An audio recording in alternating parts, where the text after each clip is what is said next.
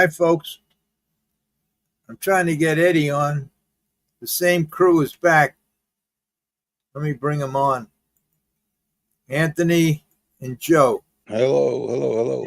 Eddie is missing. Eddie must be sleeping. He'll be on. He'll come on. So I sent him a link. He's excused from the post parade. Yeah. Come on right before the gate. All right. The most important picture we wanted to get up was about Anthony's, what do you call that place? Refinery or something? Meadery. No, not a refinery. It's a meadery. It's a meadery. Yeah, where we brew mead. Okay. Well, while we're waiting for Eddie, let's talk about the meadery and what it is. I have the pictures here. Okay. I can only put one up at a time. Yeah. But this is the building. Yeah, let me just go. That's the tasting room. Yeah, go ahead.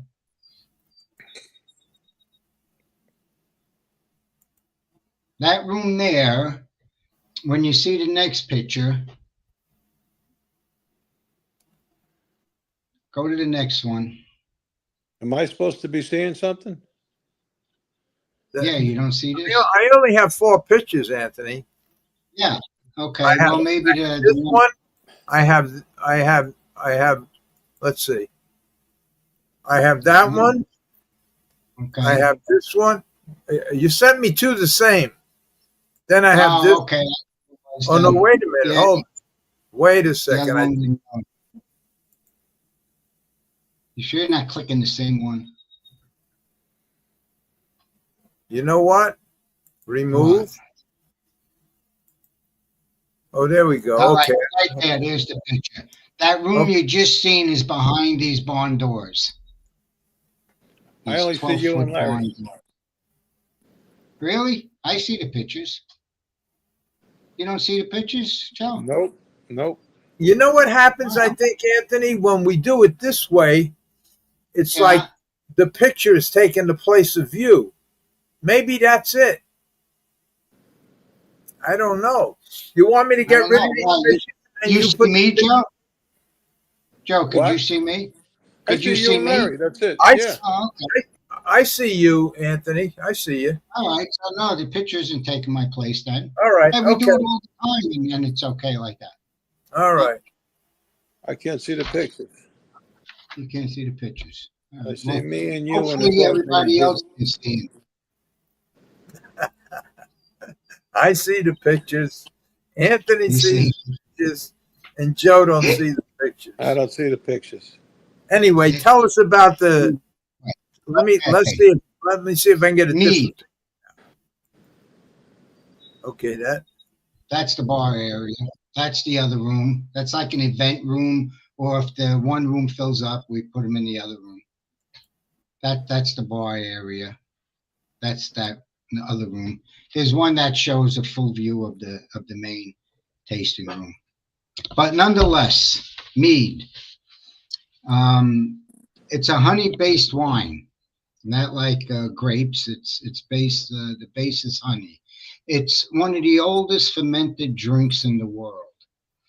Predates beer and wine. Some think it could even go back, to the Stone Age. Name of this company here, this meadery, is Keeper's Cut. It's owned by Charles Myers and Catherine Curran. 2 great people to work for. It's just the 3 of us in there, and it's a really fun job. The meadery, we focus mostly on bold flavors. We age some of it in bourbon barrels. We use local honey. We have one mead, it's called a Viking's Blood. It's a cherry mead. Any mead brewed with cherries is a Viking's Blood. We have some that is a bochet, which a bochet means that we caramelize the honey before we brew it. It's still rare in the United States. It's much more popular in Europe. People come into the meadery, do a tasting, and they tell us that, they had some in Ireland and Germany. So it's popular there, and it's getting more popular in the United States. More and more meaderies are popping up. Some We did a whole couple, podcast on this.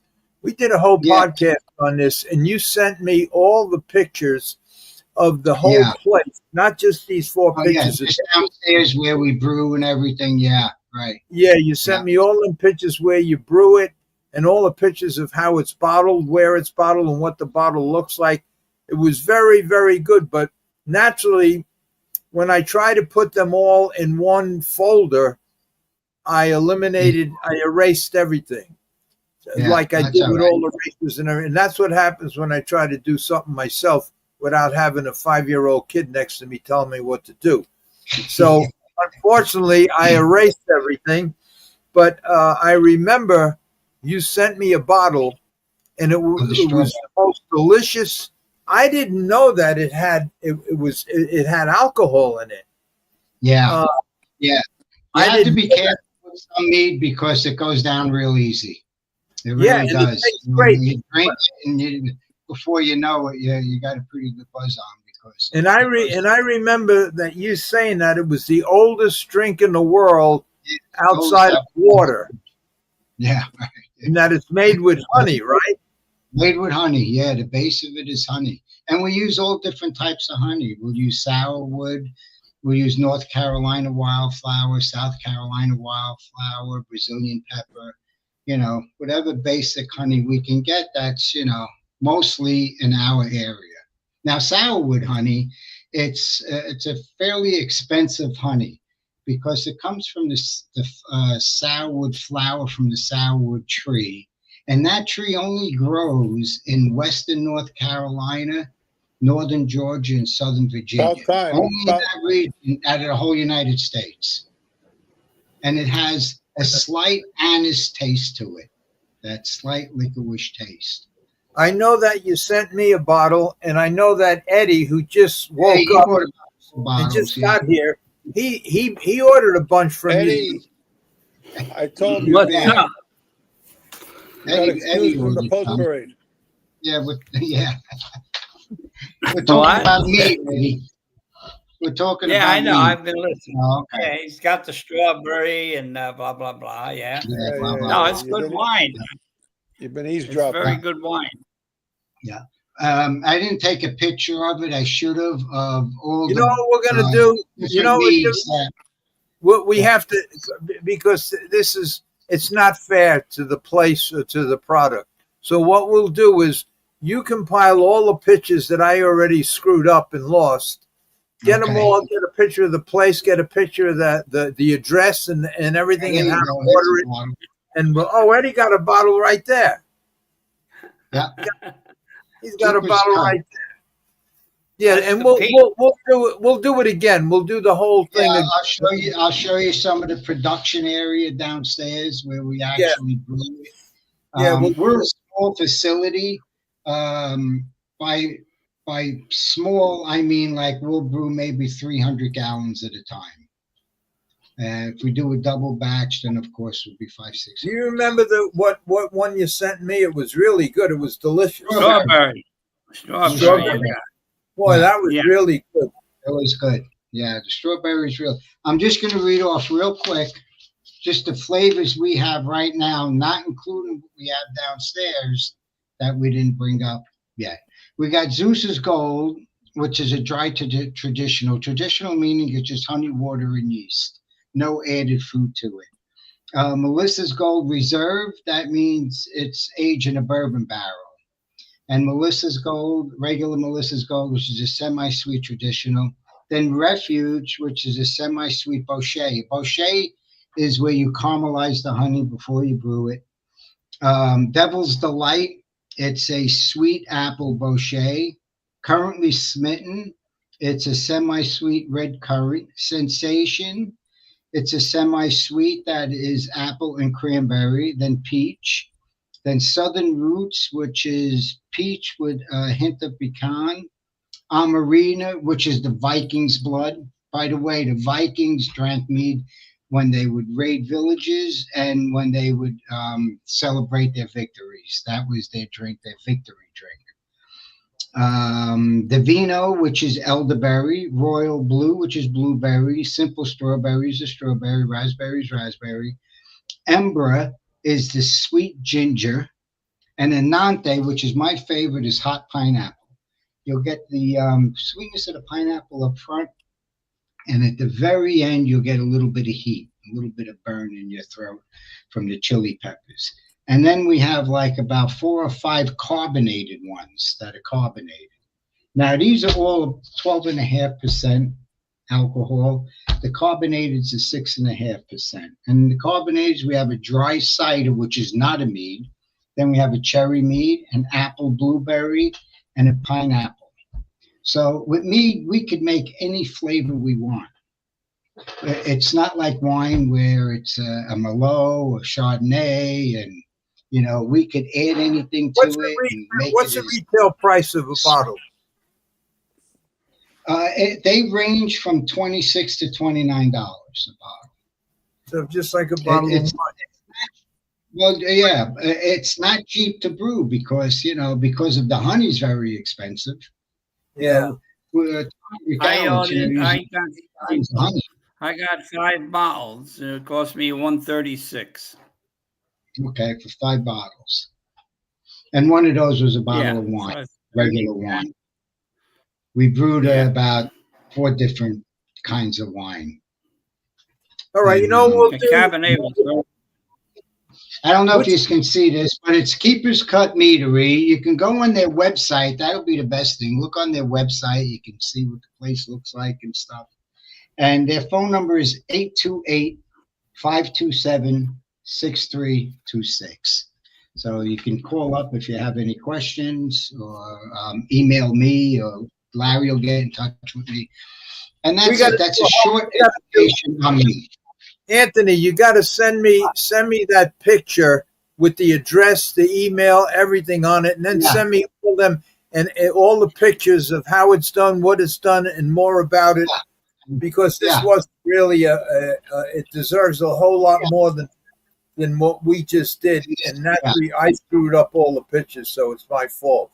So next week, during the week, you send me all that stuff. We'll put a nice little package. I'll go over there, take the pictures over again, and all right. Yeah, and I could explain a little bit how it's brewed if they're interested.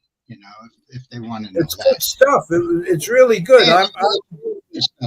We have about 10 bottles on display that all won medals. In mead and wine competitions. We won gold medals, silver medals. So we're about the best meadery out there. All right, we'll do a whole podcast on it next time. Just get all the information. Hey, Eddie, did you watch the Whitney? Yes, sir. Sierra Leone still runs in. Yes. All the time off they gave and everything else still runs in, same equipment. The only thing is, I watched the race, and maybe it was my imagination, but it looked like he had either a cloth tongue tie that come loose, or there was some kind of material hanging from around the bit area. But maybe it was just me looking at it. That was probably the figure 8. It probably could be a figure 8. It was dangling in the breeze. It was tongue tie. It was white. It was white. It wasn't a figure 8. It was white. And it was just like it's a nose band that it goes underneath the chin. It probably come out of the coupler. But it looked like it was material. It wasn't leather, or it looked. Or maybe you're right. I understand what you're saying. It's not a figure 8. It's just the nose band that the bottom half is like a figure 8. It just keeps the mouth closed. But it's a drop nose band. It's called a drop nose band. That's probably a tongue tie. They wear tongue ties, right? Yeah, but maybe it was a tongue tie, because that's what it was like. But it looked like a piece of gauze that they used for a tongue tie that came loose or something, because it was flapping around, and I was trying to get a good look at it and freeze the picture, but I couldn't.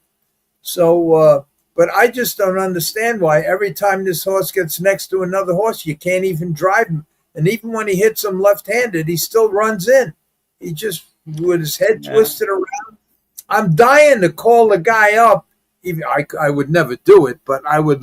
If I had the horse, I just love to put a full cup over that left eye so he couldn't see out of it, and maybe he'd straighten out. Because if he can't see going, he'd have to turn his head straight to see with the other eye.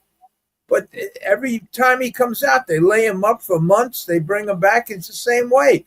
And it's sad because he's probably the fastest horse of that crew. And he finally, got in a short field and didn't have to go around too many or didn't have to go too wide. But the minute he straightened out next to another horse, the guy, the jockey had to just pull him to the right. He just kept twisting his head around. Can you imagine how many would have won if he would have went straight? It's sad. It's only in a straightaway? In the straightaway, yeah, just down the stretch. Just down the stretch he does it. Down the back stretch and everything. When he's just running in a straight line, he's okay. He goes straight.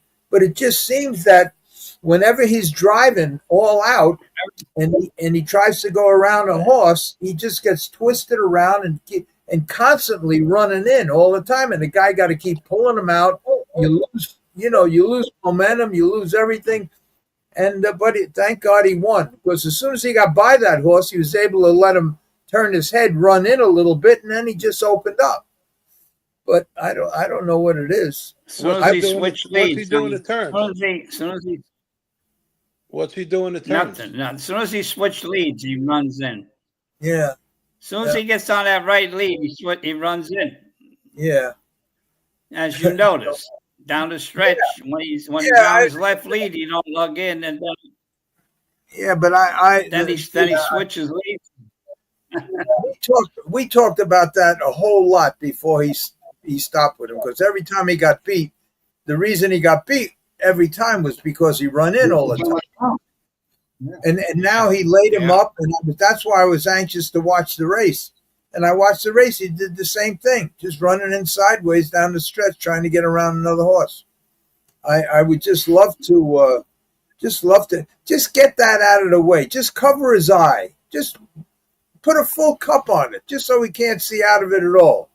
And then if that don't work, then you go to maybe some standardbred stuff, like maybe a little burr on the left line or something like that. Who knows? You can't use none of that. You can't use nothing. Nothing. You can't use none to help a horse. Maybe a sideline a bit or well, they wouldn't work either, because they never keep a hold of them. They turn them loose at the head of the stretch. So sideline and bits, no bits make a difference unless it's one of them bits designed to hold the tongue down with a spoon in it or something. But who knows? I would just love to have that horse for 1 month, just as a challenge, But I hate to talk about it because the guy who trains him is only one of the best thoroughbred trainers in the country. Must have 300-400 horses, and he has. So who the fuck am I to talk about him? But the funny part is that he's one of the best dirt horses he has, because everything he wins with is basically all turf. All his major stake horses are all grass. That's the only dirt horse that he has is a real contender, a champion. He's really a good horse. He's a fast horse. I'm sure he has tried everything within the regulations of the thoroughbred. Eddie, let me ask you a question. He couldn't have tried everything, because every time he comes out to race, it's the same. It's the same thing. And probably when he works them, he works them by himself, up against the rail or in two horse, and he's fine. But he always comes out with the same exact equipment on every single time, and every single time he does the same thing. Now that he won, you can guarantee that he ain't going to try nothing. He's just going to give him 2-3 days off, take it easy with him, and get him ready for the next Travers or whatever is next for him. I don't know. But if there's a horse inside of him only, he'll run in. Whenever you got to watch the race. Whenever he's going straight, he comes around the last turn, As soon as he switches his lead and goes or tries to go around another horse, to go around another horse, you got to let him run out. But when in the straightaway, he don't run out. He runs in, and then you got to pull him out. When you pull him out, his head gets twisted, and it stays like that. And then he's got to steer him out away so he don't crash into the other horses. What happens if he has the lead in the stretch? He probably and there's nobody inside of him. What does he do? But he's not. He don't ever get the lead. He's the one that he's come from behind things. So he's always following.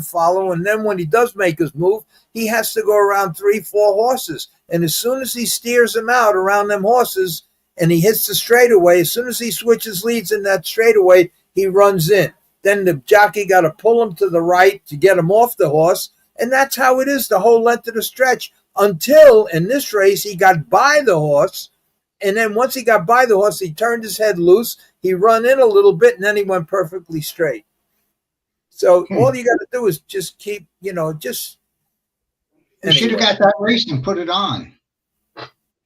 Well, yeah, you're right. You're right. Next week. Yeah, you're right. Yeah. We'll all put his case under our study. Right. No, but I hate that. I've been saying this about that horse because every race I watched, I think I watched 2 or 3 races of his last year. He should have won all of them, but he's just constantly pulling them off other horses. It's got to take a lot out of him. And I kept saying, in fact, I criticized him, hoping that he would call me up and say, "Who the fuck are you to tell?" And then I would say, "Look, try this. At least try it. Call me all the names you want, but try it." And don't tell get him a message in the morning. Eddie, get him a message. He sent Eddie's. If I know Eddie, he has the race on his phone. He's gonna look. He's gonna show us the race on his phone. I'm trying to get it right now. Yeah, Brown. Yeah, he's a very to himself type of individual. So after you want to race one day.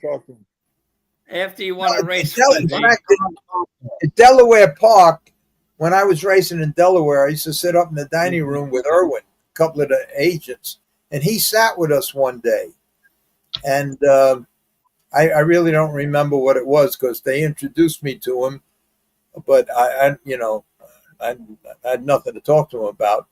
But Irwin was talking to him. He seemed like a nice guy, but yes, how the fuck you have a horse that's one of the best thoroughbreds in the country and have him go sideways every very alertly, but Mama's Gold is sprinting up to take the early lead.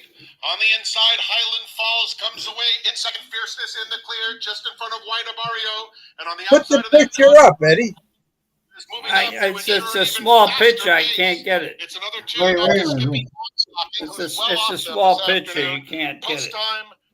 All right. Okay. I should have put the race up. I could send it to you, I guess. I don't know. I should have put the race up. I just want to see what's Anthony's working on it. You know what we can do? I could take these pictures off here. Let's see. Kick from studio. Kick guest. Oh God, then I kicked. Oh my God, look what I did. Oh jeez. Okay. I got rid of Anthony. Anthony will come back on. No, when Anthony comes on, he brought all these pictures with him. Oh, geez. Oh, my God. Let me call Anthony. It's amazing. I should know better. After 85 years of doing everything wrong, I should know not to hit buttons. Yeah, I hit another button. I got rid of the Hamiltonian. I got rid of the Crazy Race, and I got rid of Anthony. We're going to get him back on, but now I got to call him to let him know that I hit another button I shouldn't have hit. And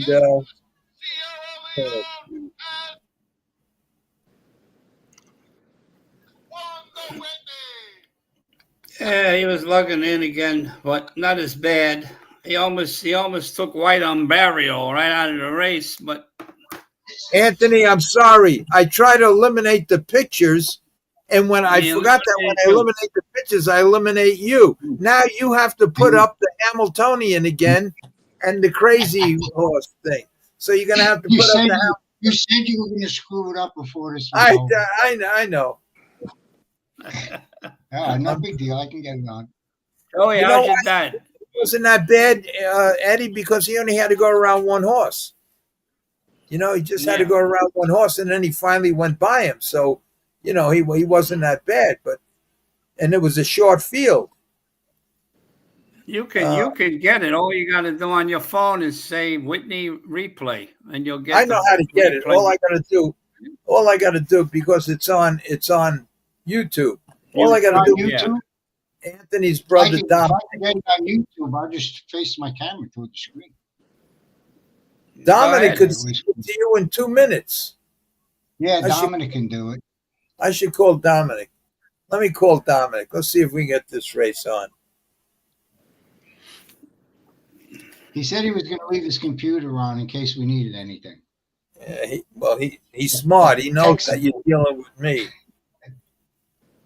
Dominic. I'm going to call him up. Dominic. Joe, how's Pop doing? Joe. He's doing good because he's bitching and complaining a lot, so he's doing good now. Well, that's now good. he's back to norm. Yeah, back to the He's breaking my chops now.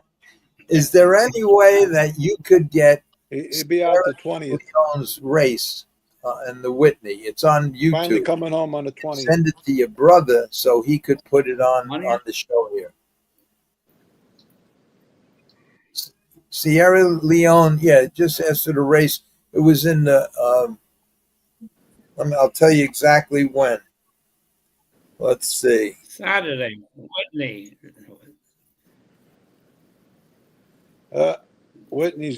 Whitney's gone again. Yeah, it was. Can you hear me, Dominic? It was in the Saturday's race, the Whitney. Where was that? At Saratoga, right? Yeah. It was in Houston. I thought it was in Houston.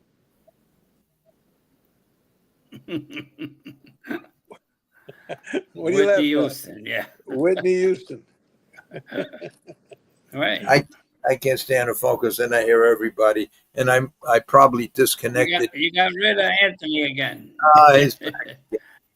All right, I just talked to your brother, Anthony. We're going to try to get the race. We're going to try to get the race up. So he said he's going to get it and send it to you when he sent it. Now, every time we lose you, we lost the Hamiltonian and the Crazy Horse. So you want to put up. You know why? It might be because when I go on YouTube, I might be throwing myself off. I'm not going on YouTube anymore. You can't be on YouTube on your two devices. Happens to me too. Oh, really? Yeah, if I'm like on my phone on YouTube and then I look at my TV YouTube. All right, Anthony, keep looking for your brother. He's going to try to get that race. In the meantime, I'm going to play the Hamilton. That's the handball there. All right, let me find the crazy race. Oh, we'll put the crazy race first. Okay, here's the crazy Larry, race. did you see the interview? What? I found you see the interview with Ronnie Pierce? Yeah, I seen it. Yeah, I seen a whole bunch of them. I recorded all of it. We're gonna play it.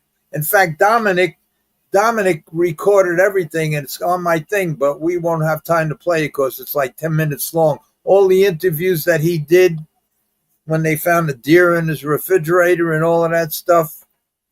Okay, let me watch this race. Joe sent me this race.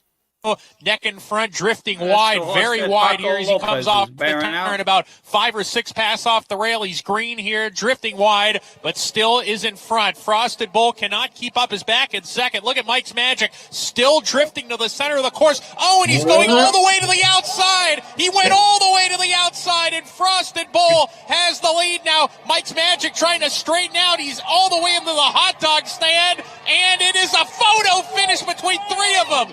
That was the crazy craziest race I think I've ever seen or called. I mean, how much would Mike's this Magic, won by Frosted Bull, being a state Hellacious on the line together.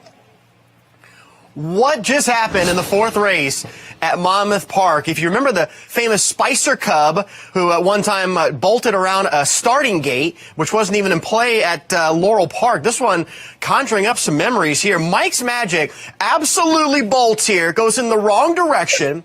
The number 4 Frosted Bull inherits the lead. The 7's coming back on. Then check the 3. Did he come back and win this race from the all the way outside? Whoa. Andy, Biancone, what did you just see in that fourth race? Caleb, I need a diaper change, and Paco Lopez has to be one of the bravest riders I've ever seen, because Mike's Magic fully U-turned with him to the outside rail. He stays on and keeps riding down to the wire on the outside rail. That was the craziest thing I had seen, but in the paddock, Mike's Magic, you could tell he was a goofy horse. He already wears a cage bit. Last time out, he got out bad, and the time before, he also bored out, so this has clearly just become a habit. I see that they took the blinkers off him this time to try to shake things up, but I think that made things worse.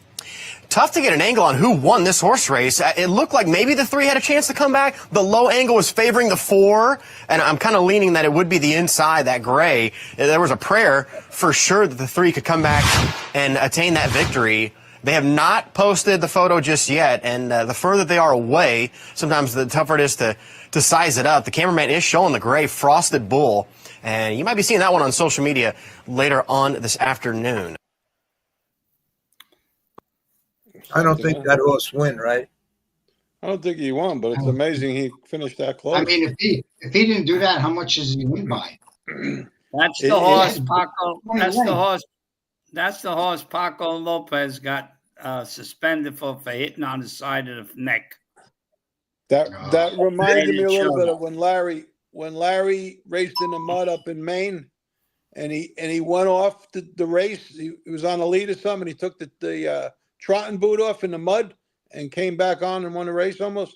That was Mr. Spindletop at Green Mountain. Yeah, it was like, he actually went off the racetrack. Had a cup of coffee, got back in. Yeah. Oh, God. Yeah, that's the horse that Paco hit the horse in the side of the neck that time. That was like the best thing I seen was Eddie Cobb. It was a foggy night. You could not see nothing. No, and he had the 8-hole.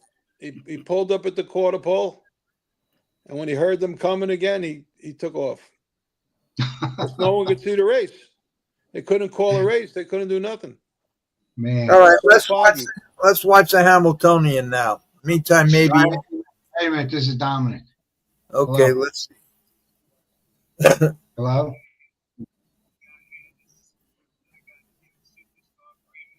No, it's the Whitney. Okay, the name of Superstar Breeders' Cup here. Win the Whitney Stakes. That's the one. You got it. Yep, that's it. Okay. Yeah. Okay. No problem. Okay. Fine. Okay.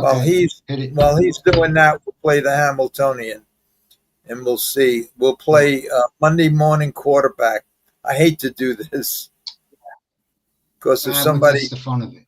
Because we all, everybody here drove, and did you ever drive in a horse race, Eddie? You just trained? No, no, I never did. No. All right, so me, Anthony, and Joe drove in horse races. So it's really an unwritten rule. Don't ever criticize. Don't ever play Monday morning quarterback, because you could have the best game plan in the world. When them wings open, everything changes. So it's not really right. But let's see the race.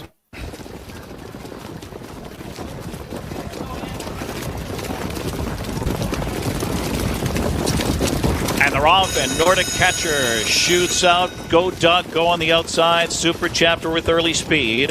Meshuggah from the inside into the top 4, and put in play is Maryland on the outside, 5th. Emoticon Legacy just floated away in 6th. Then it's Maximus Miris at the rear of the field, followed by Gap, Chronos, and Blank. In the early trailer is Green Maw. From post 10, Go Doggo at 12-1 with Todd McCarthy. Open length leader by 2. 26-1. A torrid opening fraction for Go Doggo across the backstretch. Super Chapter in for that 2-hole ride. Titans in for Jingra under a tight rein. Nordic Catcher is third at this point. A gap of 3-4 to Meshuggah fourth and staying in. Maryland gets underway uncovered on the outside. Emoticon Legacy to follow him past the half. And then it's Maximus Miris at the rear. Okay, well, obviously that didn't work. No. All You right, have so to take the blame for that. What? Just stop. no, it won't play. What happened? What? It was. Didn't you see it? It was all like stop and go, stop and go. And blanks stride for stride with that one. A half 54-2. So on Go hitting his terms here. Nordic from off the pace for Oka Sponstead on the outside is over challenging. As they head to 3/4, Go and Nordic Catcher applying serious pressure on the outside. It's Super Chapter who's locked in the box for now. Well positioned, Maryland second over in fourth. Meshuggah on the inside fifth. The Emoticon Legacy on the outside sixth. They take them by 3/4, and it's Go in front. Nordic Catcher is relentless on the outside. Super Chapter needs racing room. Had a perfect trip.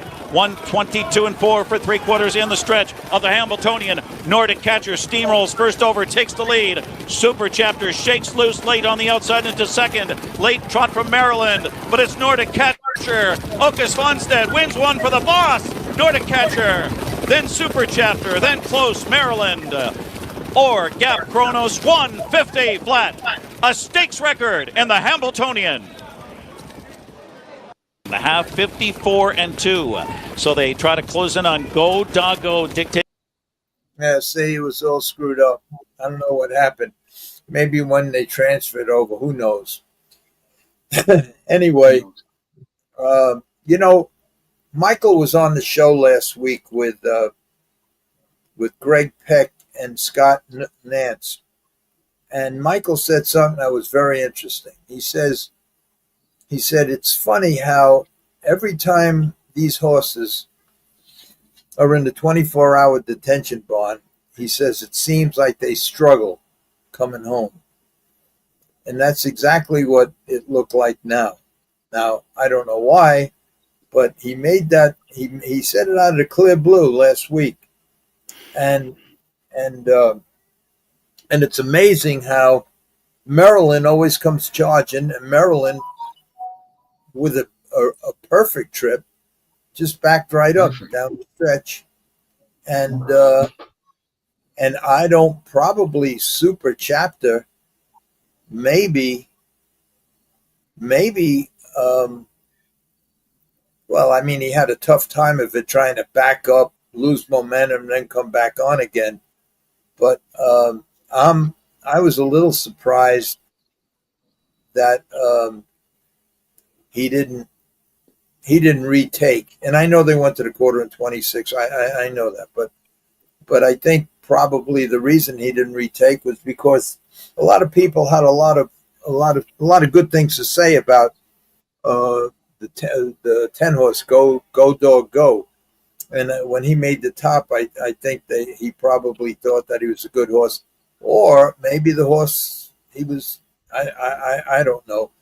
The only comment I made before the race is that when the wings open, you're going to get around the one horse who's part of the entry. He was 100-1 shot, so you're going to get right around the one without using your horse at all.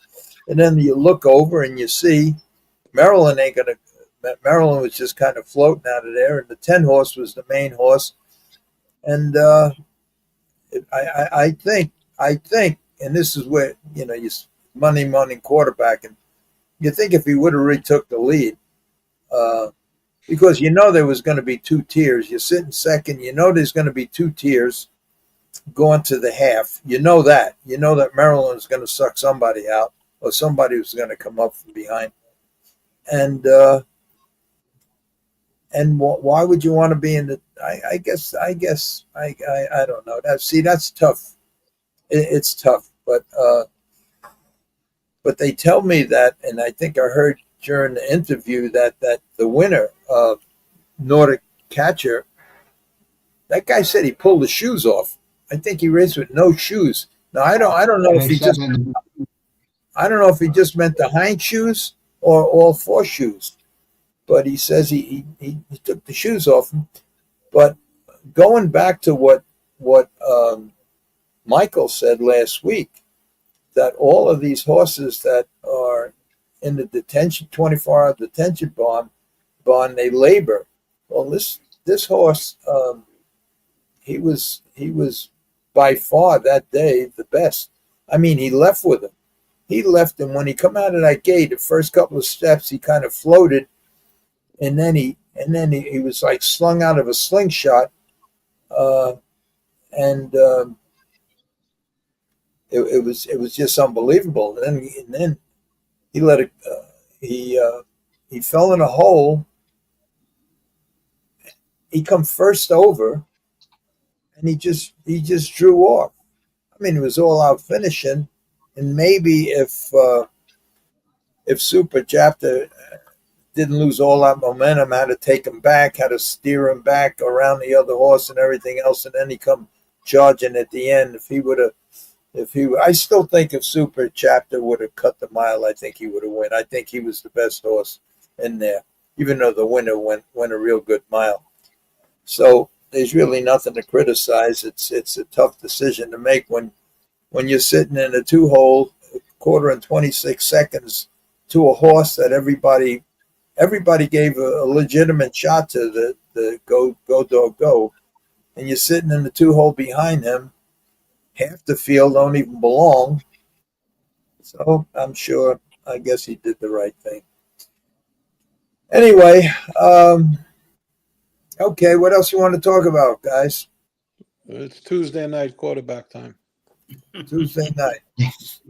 Eddie, you race anything? You race anything this week?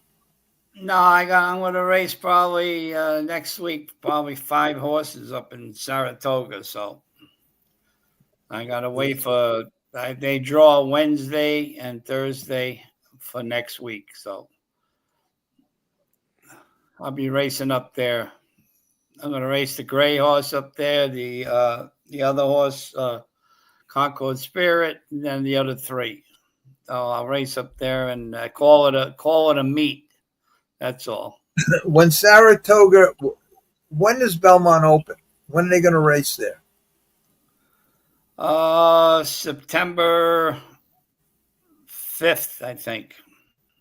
So they'll officially be open. Grandstand racetrack. No. Just Belmont or when they come back. No, when they come back, they're going to race at Aqueduct. They're not going to race in Belmont until 2026. The fall of 2026.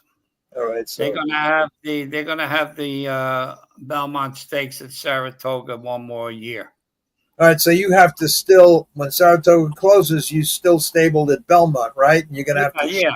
There's no more stabling at Aqueduct. They closed that whole barn area down years ago. All right. You know, they only have the shipping barn. That's it. The paddock, I would say. You know. It's it's really getting to be a really hassle. They're really destroying the game, you know. So, but what are you gonna do? That's the rules and regulations. You know, now like I said, you know how a guy could make a probably every trainer has their own truck and trailer, right? If not, you could do like they used to do with the Meadowlands. They guy have like a 4-horse or 5-horse slant. And all he does is just ship and return, you know, and you make a good living doing that every day. Well, they don't have their own truck and trailer because Naira supplies the trucks and trailers going to Saratoga. There's no charge because you're racing your horses, and but they have the private vans, like say Woodbury, but they got Brookledge. They got the big company, Brookledge. I mean, they ship to Monmouth, to Delaware. You know, they charge you. Finger Lakes, they charge you round trip, $1,000 a horse, you know, $500 each way. You know, and you're racing for peanuts really up there. So you don't win up there, you're in the hole. And what about Belmont? Your stable at Belmont to Aqueduct? Is that for free? No charge. Yes, that's NYRA. Yeah, New York Racing Association supplies the truck, the trailer. So they ship all the horses to there. The first race leaves at 10:30, and then the second they leave 10:30, and then 11 o'clock or 11:30, the third and fourth leave from Belmont, and so on and so forth. And that's it. They supply free, Wow, I never heard of a track doing that. Yeah, yeah. But like if you race outside of New York, basically not even Finger Lakes. Saratoga's New York. No, if you race out of New York, then they charge you. But do they have the truck and trailer to Saratoga? Yes, free. Yeah. And it's free. Yeah. Wow. That's a good deal. The reason why they charge you shipping the private companies from Yonkers to Meadowlands is the Yonkers didn't supply, any USTA didn't supply no trailers. You had to pay for everything. NYRA has a lot of vans. They ship all over. They ship, but they charge if they're out of New York State, out of New York Racing Association. So you're guaranteed a ride anywhere? To Saratoga and to Aqueduct from Belmont. That's all. If you want to go anywhere else, you got to pay. But they'll take you? Yeah. They have private vans too. No, but I mean, NYRA will charge you and take you. No, NYRA vans will not go. No. Oh, okay. No. It's Brookledge or Sally or private truckers, Lasky. Yeah. Like I shipped Finger Lakes. It cost me $3,000 to ship 3 horses round trip, Wow. Yeah. If you don't have a full truck, then they charge you $1,500 a horse. They got to have a full capacity to get, cheaper rates. I'm looking for the race. You got the race? Whitney. Yeah, it's up there. Wait a minute. Hold it. Okay. Here we go. Don't throw the floor. Goodbye, Now we're Anthony. going to get. Anthony, will see you next week. All right, see you guys. No, we're going to get the Indianapolis 500 now. They're off in the 98th running of the Whitney. And Fierceness did break very alertly, but Mama's Gold is sprinting up to take the early lead. On the inside, Highland Falls comes away in second. Fierceness in the clear, just in front of White Barrio. And on the outside of them, Contrary Thinking is moving up to ensure an even faster pace. It's another 2 back to Skippy Longstocking, who's well off them this afternoon. Post Time, Disarm, and Sierra Leone. 23 and 4 for these 2 long shots. Contrary Thinking on the outside, and Mama's Gold. They've pulled 8 lengths clear. Hall of Famer John Velasquez has Fierceness getting a beautiful trip in third, and White Barrio a length behind him, as is Highland Falls down at the rail. Post Time, Skippy Longstocking next to one another. Disarm is going for an early bid, hugging the rail, and Sierra Leone continues to amble along at the back through a half in 47 seconds flat. Mama's Gold opens up a few now on Contrary Thinking, who is dropping back. Now on the outside, moving into contention, is Fierceness after a huge early bid from Skippy Longstocking. That was a sudden move. He went to battle. Fierceness takes control, though, and moves right by him. And Sierra Leone is starting to rev up. He is right behind White Barrio as the field turns for home. Fierceness is the one to catch. He has a 3-length lead. Sierra Leone down the center of the track is coming with powerful strides, and Highland Falls is in there too, but it's Sierra Leone who takes the lead from last to first. Highland Falls trying his best. Sierra Leone has won the Whitney. Highland Falls was second. Disarm All right. You see, there's something in the transfer because these races that that Dominic is doing is not coming on right. I don't know what it is. You saw it? You saw that race perfect? Yeah. I didn't see Everybody it. else see it? I couldn't. It was all chopped up. It was all chopped up. I couldn't even see it. Well, it was smooth on my end. It was? Like Yeah. Did Sierra stuck behind Leone the run plants. into a horse mid-stretch? Well, you know what? Well, why don't What? you try to play it? You play because we couldn't even see it. You couldn't even see. We couldn't even All I see it. seen was those big bushes. They were behind the trees. Wow, I watched the whole race. Well, how about if I take it off the stage, you're probably going to come off with it, and then you come back on and you play it instead of sending it to me. All right? Now, what do you want me to do? I'm gonna take this off the stage here because when I play it don't play.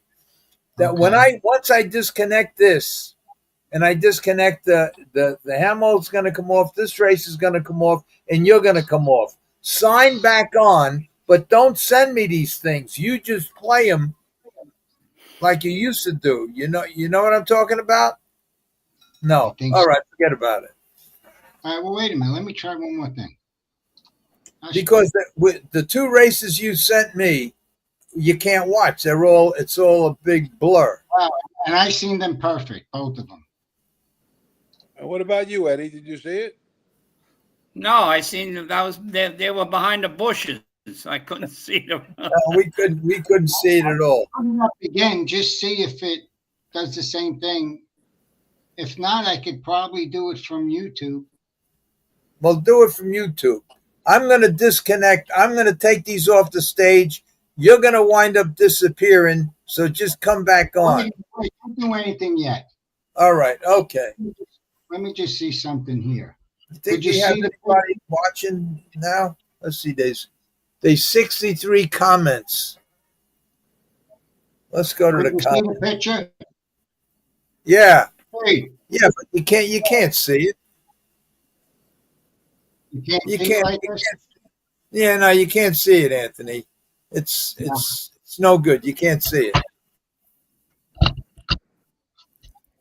If I disconnect you and these two things, can you come back on? Can you play it from your end? What your brother sent you? Well, don't do anything yet. Let me try something here first. All right, I'm going to go to the comments. The first comment's from me. What the fuck is going on there? Okay, look at all these comments. Oh, it's the socials. The social. Hi, Larry. Now you Hello. don't see this. No.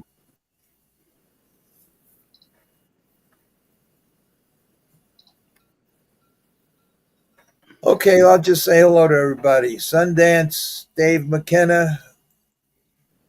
Good evening, Mr. Rolla and Miss Sundance. And I got a message here.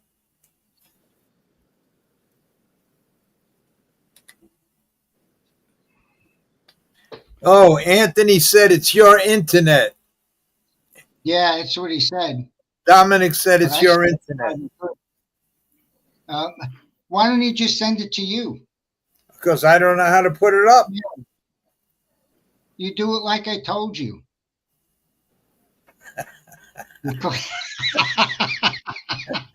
Well, take one of those pills, Larry. So it's your internet. All you have to do, you know what? You lifted about 20 tons of rock. You and your wife. You did the whole all around your house.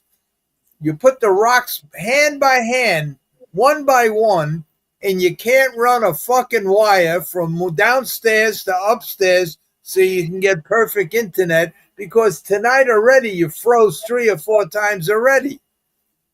So it ain't Dominic's fault. This week I'll do it. All right. Okay. Okay, let's see. Let's go to the comments. So before we fuck up more. Okay, welcome. Please smack the like button. Yeah, I have that thing here. Let me see how to do this now. Wait a minute. I found this. See this? Hit like. Okay, now we'll go back to the comment. Okay. All right. I put it on again if you want to give it a shot. Put it where? I put it on again. I took that one off and put it back on. Maybe it'll be better. Okay, I don't know. So we'll try it again. Here we go. We'll try it again. Let me get rid of this. Hit the I don't like. know why I see it. Huh? I don't know why I see it good. I know it's my internet. I know that. And they're off in the 98th running of the Whitney. And Fierceness did. It ain't working. You see it? And the same. No. You know what I'm going to do? I'm probably going to get thrown off. I'll come back on. I am going to try to switch. Your picture is not networks. the clearest tonight either, Anthony. The other one won't even come on. No, even Anthony's picture is not clear tonight. Up to take the early lead. On the inside, Highland Falls comes away in second. Fierceness in the clear, just in front of White Barrio. And on the outside of them, Contrary Thinking is moving up to ensure an even faster pace. It's another two back to Skippy Longstocking, who's well off them this afternoon. Post time, Disarm, and Sierra Leone. 23-4 for these two long shots. Contrary Thinking on the outside. And Mama's Gold, they've pulled 8 lengths clear. Hall of Famer John Velasquez has Fierceness getting a beautiful trip in third, and White Barrio a length behind him, as is Highland Falls down at the rail. Post time, Skippy Longstocking next to one another. Disarm is going for an early bid, hugging the rail, and Sierra Leone continues to amble along at the back through a half in 47 seconds flat. Mama's Gold opens up a few now on Contrary Thinking, who is dropping back now. On the outside, moving into contention, is Fierceness after a huge early bid from Skippy Longstocking. That was a sudden move. He went to battle. Fierceness takes control, though, and moves right by him. And Sierra Leone is starting to rev up. He is right behind White Barrio as the field turns for home. Fierceness is the one to catch. He has a 3-length lead. Sierra Leone down the center of the track is coming with powerful strides, and Highland Falls is in there too, but it's Sierra Leone who takes the lead from last to first. Highland Falls trying his best. Sierra Leone has won the Whitney. Highland Falls was second. Disarm finished third, as is Highland Falls down at the rail. Post time, Skippy Longstocking next to one another. Disarm is going for an early bid, hugging the rail, and Sierra Leone continues to amble along at the back through a half in 47 seconds flat. Mama's Gold opens up a few now on Contrary Thinking, who is dropping back now. On the outside, moving into contention, is Fierceness after a huge early bid from Skippy Longstocking. That was a sudden move. He went to battle. Fierceness takes control, though, and moves right by him. And Sierra Leone is starting to rev up. He is right behind White Barrio as the field turns for home. Fierceness is the one to catch. He has a 3-length lead. Sierra Leone down the center of the track is coming with powerful strides, and Highland Falls is in there too, but it's Sierra Leone who takes the lead from last to first. Highland Falls trying his best. Sierra Leone has won the Mama's Gold opens up. Is Fierceness after a huge early bid from Skippy Longstocking. That was a sudden move. He went to battle. Fierceness takes control, though, and moves right by him. And Sierra Leone is starting to rev up. He is right behind White Barrio as the field turns for home. Fierceness is the one to catch. He has a 3-length lead. Sierra Leone down the center of the track is coming with powerful strides, and Highland Falls is in there too, but it's Sierra Leone who takes the lead from last to first. Highland Falls trying his best. Sierra Leone has won the Whitney. Highland Falls.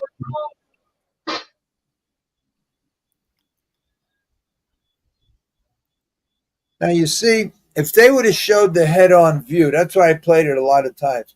If they would have showed the head-on view, them two front horses started in the 5 and 6 lane. By the time they finished, the inside horse was running in, and Sierra Leone was running in. And that's what I mean. They finished in the 2 and 3 path, and they kept running in. I'm going to play it again. Just keep your eye on it, because Second disarm, finished third. White Barrio was on contrary thinking, who is dropping back now on the outside. Moving into contention is Fierceness after a huge early bid from Skippy Longstocking. That was a sudden move. He went to battle. Fierceness takes control, though, and moves right by him. And Sierra Leone is starting to rev up. He is right behind White Barrio as the field turns for home. Fierceness is the one to catch. He has a 3-length lead. Sierra Leone down the center of the track is coming with powerful strides, and Highland Falls is in there too, but it's Sierra Leone who takes the lead from last to first. Highland Falls trying his best. Sierra Leone has won the Whitney. Highland Falls was second, Disarm finished third. White Barrio. I was wrong. They finished in the 1 and 2 pair. It's just unbelievable. He's lucky that the horse on the inside was running in, because if he would have stayed in the fourth lane, Sierra Leone would have been right on him. It's his right knee or his left eye. When he made the turn, he almost cut White Barrio off, that white horse. Yeah, I'm going to play it one more time ahead of the stretch. Watch His when he right knee goes. Continues to amble along at the back through a half in 47 seconds flat. knee or Mama's left goal eye. opens up a few now Right knee. on contrary thinking, who is dropping back now on the outside. Moving into contention is Fierceness after a huge early bid from Skippy Longstocking. That was a sudden move. He went to battle. Fierceness takes control, though, and moves right by him. And Sierra Leone is starting to rev up. He is right behind White Barrio as the field turns for home.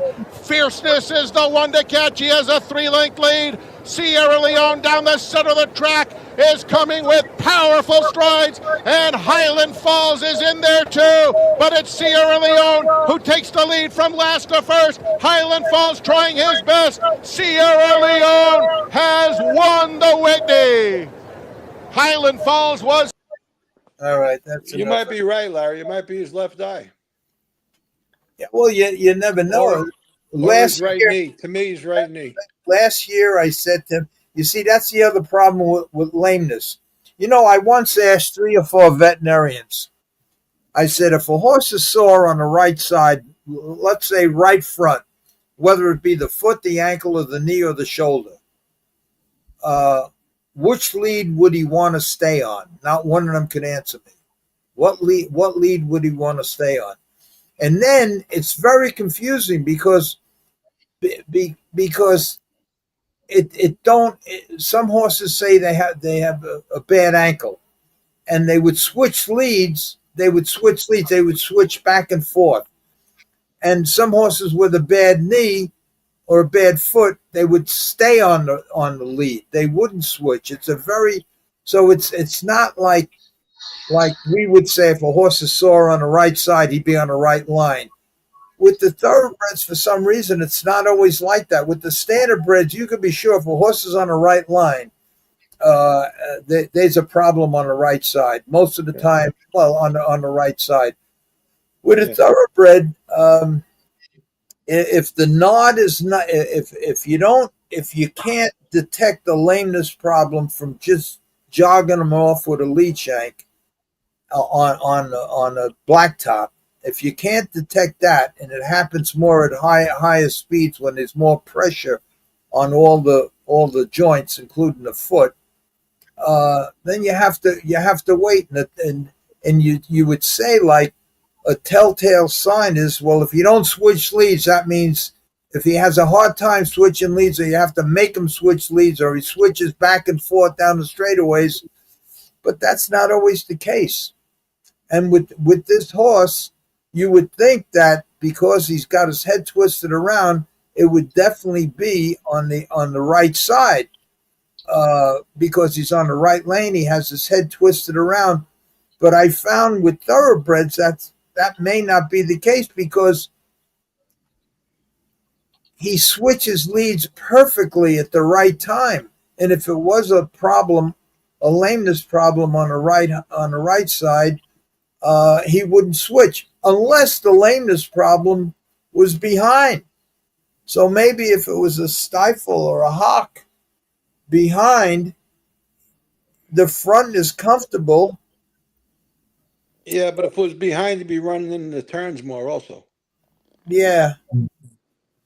So what you would have to do is what we were talking about. Just the first thing you would do is make sure that he can see out of both eyes perfect. Make sure his eyesight. Do they use Murphy blinds in thoroughbreds, Eddie? No, they don't. They use the cup. So you could use the full cup. They have an extended cup that acts like a Murphy blind, but it's an extended cup that. But he don't even try that. Now maybe he's going to say, I tried it in the mornings and everything else. But in the morning, you have to solve the problem. You have to duplicate the same thing he does in a race, and you've seen that. They started out at the head of the stretch in 5 and 6 horse lane. They ended in 1 and 2 horse lane. Thank God both of them were running in, and he was still had his head twisted. Yeah. He was just a better horse. He was just a faster horse. But them things, and the first thing you do is what I would do, and I don't know what he did, but if I had that horse was given to me for 1 month, the first thing I would do is make sure his eyesight was perfect, okay? And we used to do that all the time. You just go up to them. The simplest test is just go like this, like a foot away from his eye. And if he blinks, that means he's okay. But I mean a more extensive vision test. If his eyes are perfect, then you start looking for a lameness problem, whatever that might be. Now, if you don't find a lameness problem, then naturally you got to check his mouth and everything. But I don't believe it has anything to do with his mouth. And I remember last year, they seemed to think it was his mouth, and they put a sideline a bit on him. They put one of them. They put a sideline a bit on with that cage underneath. I forgot what you call it. I forget the bit. I used to use it all the time. But they put that on, the hound bit, yeah.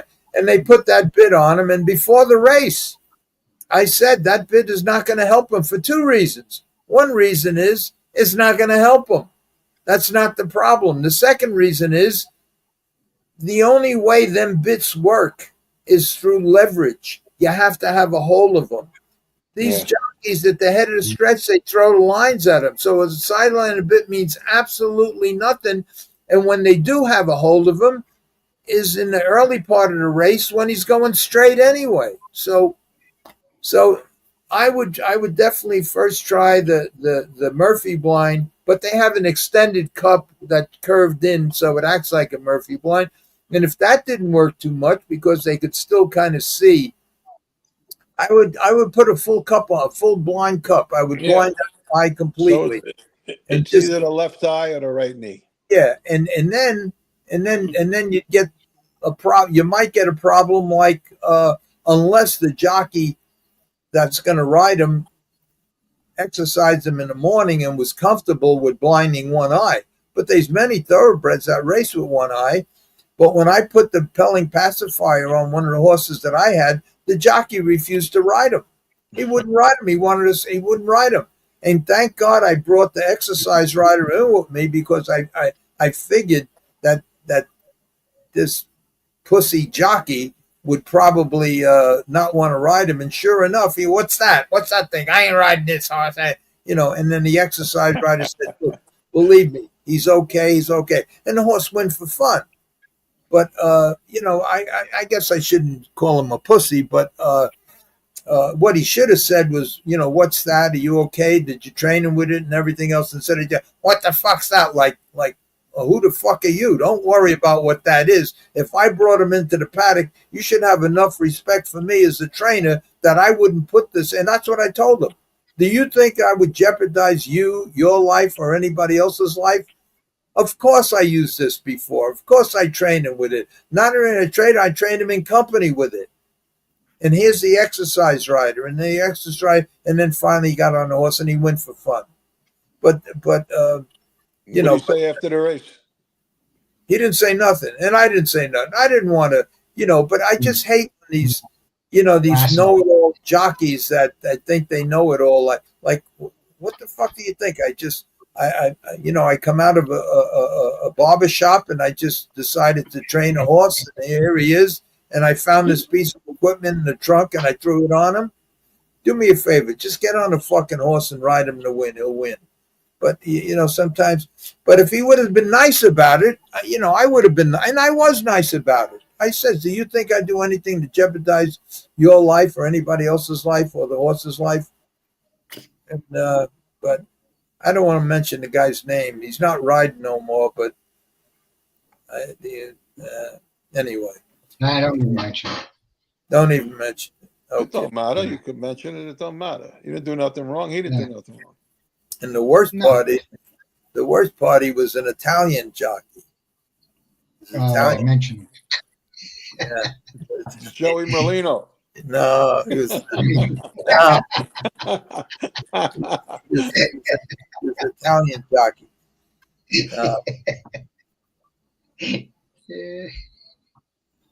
The only other jockey I ever had a problem with, Dennis Carr.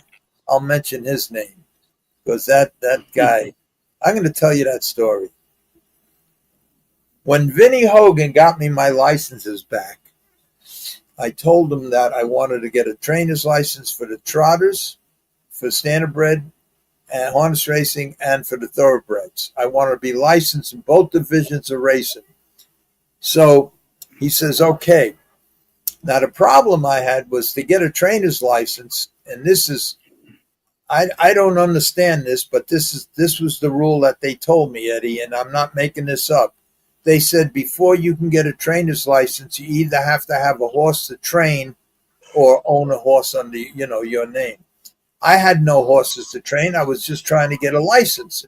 And and before they give me the test, I had to have a horse. So what Vinny told me, he says, listen, there's a kid upstairs.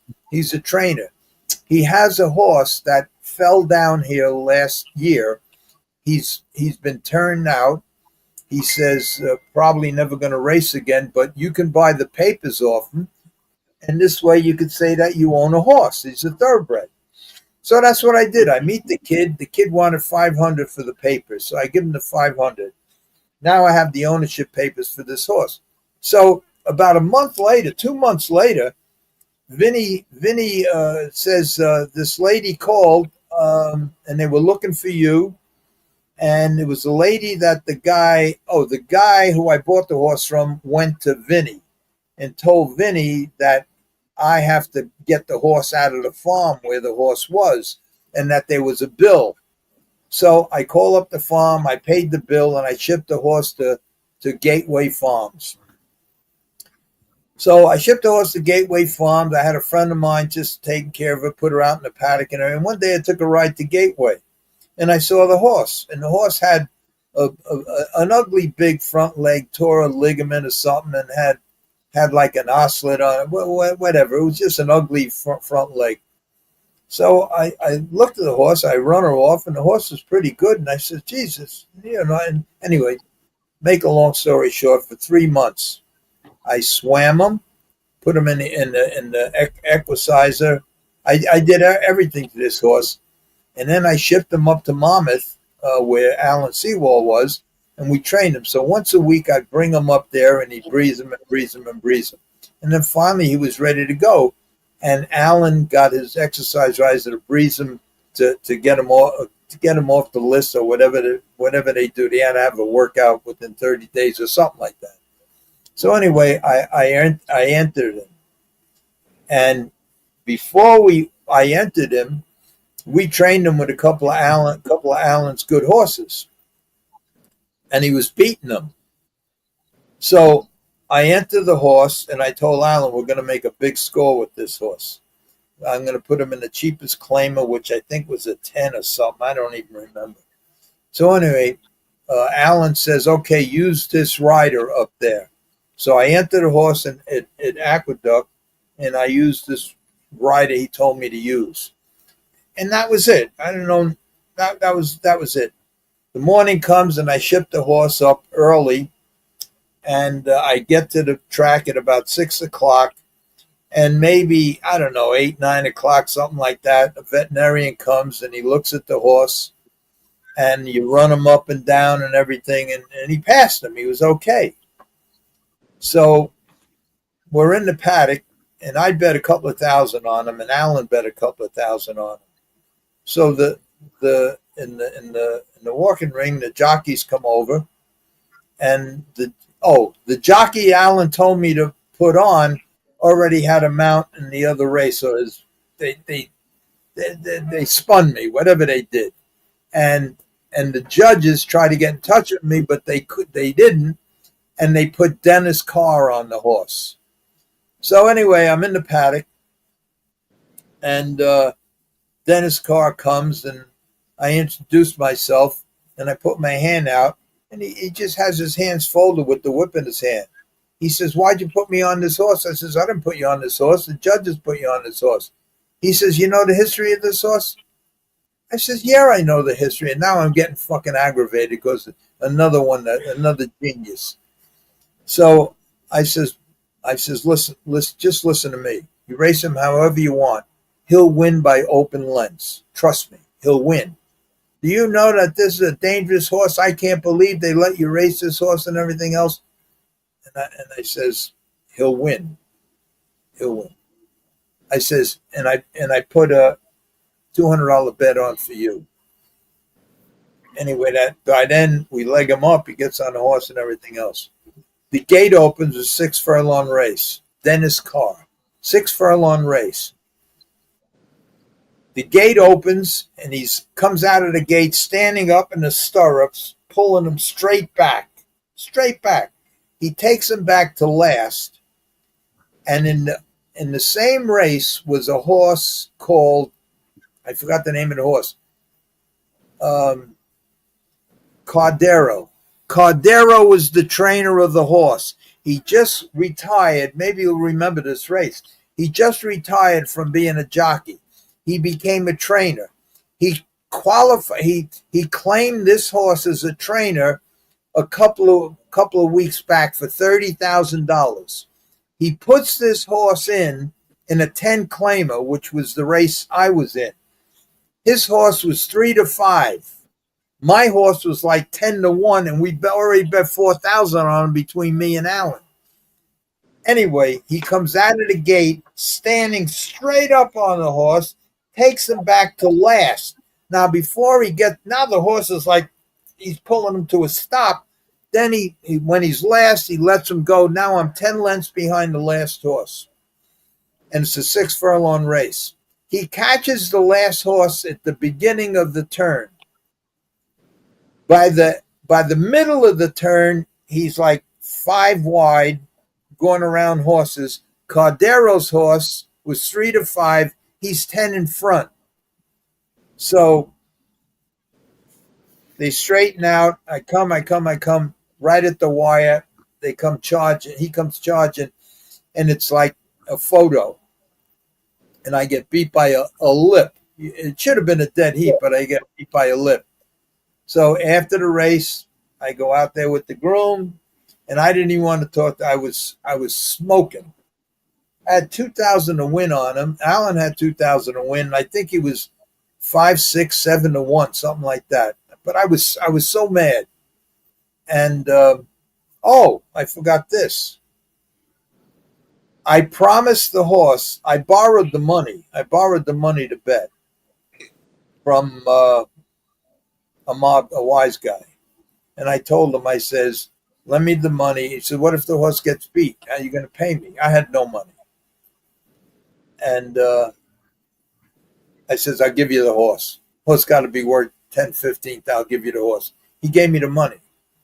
So besides losing 15, 16, 20,000 for the bet, I lost the horse.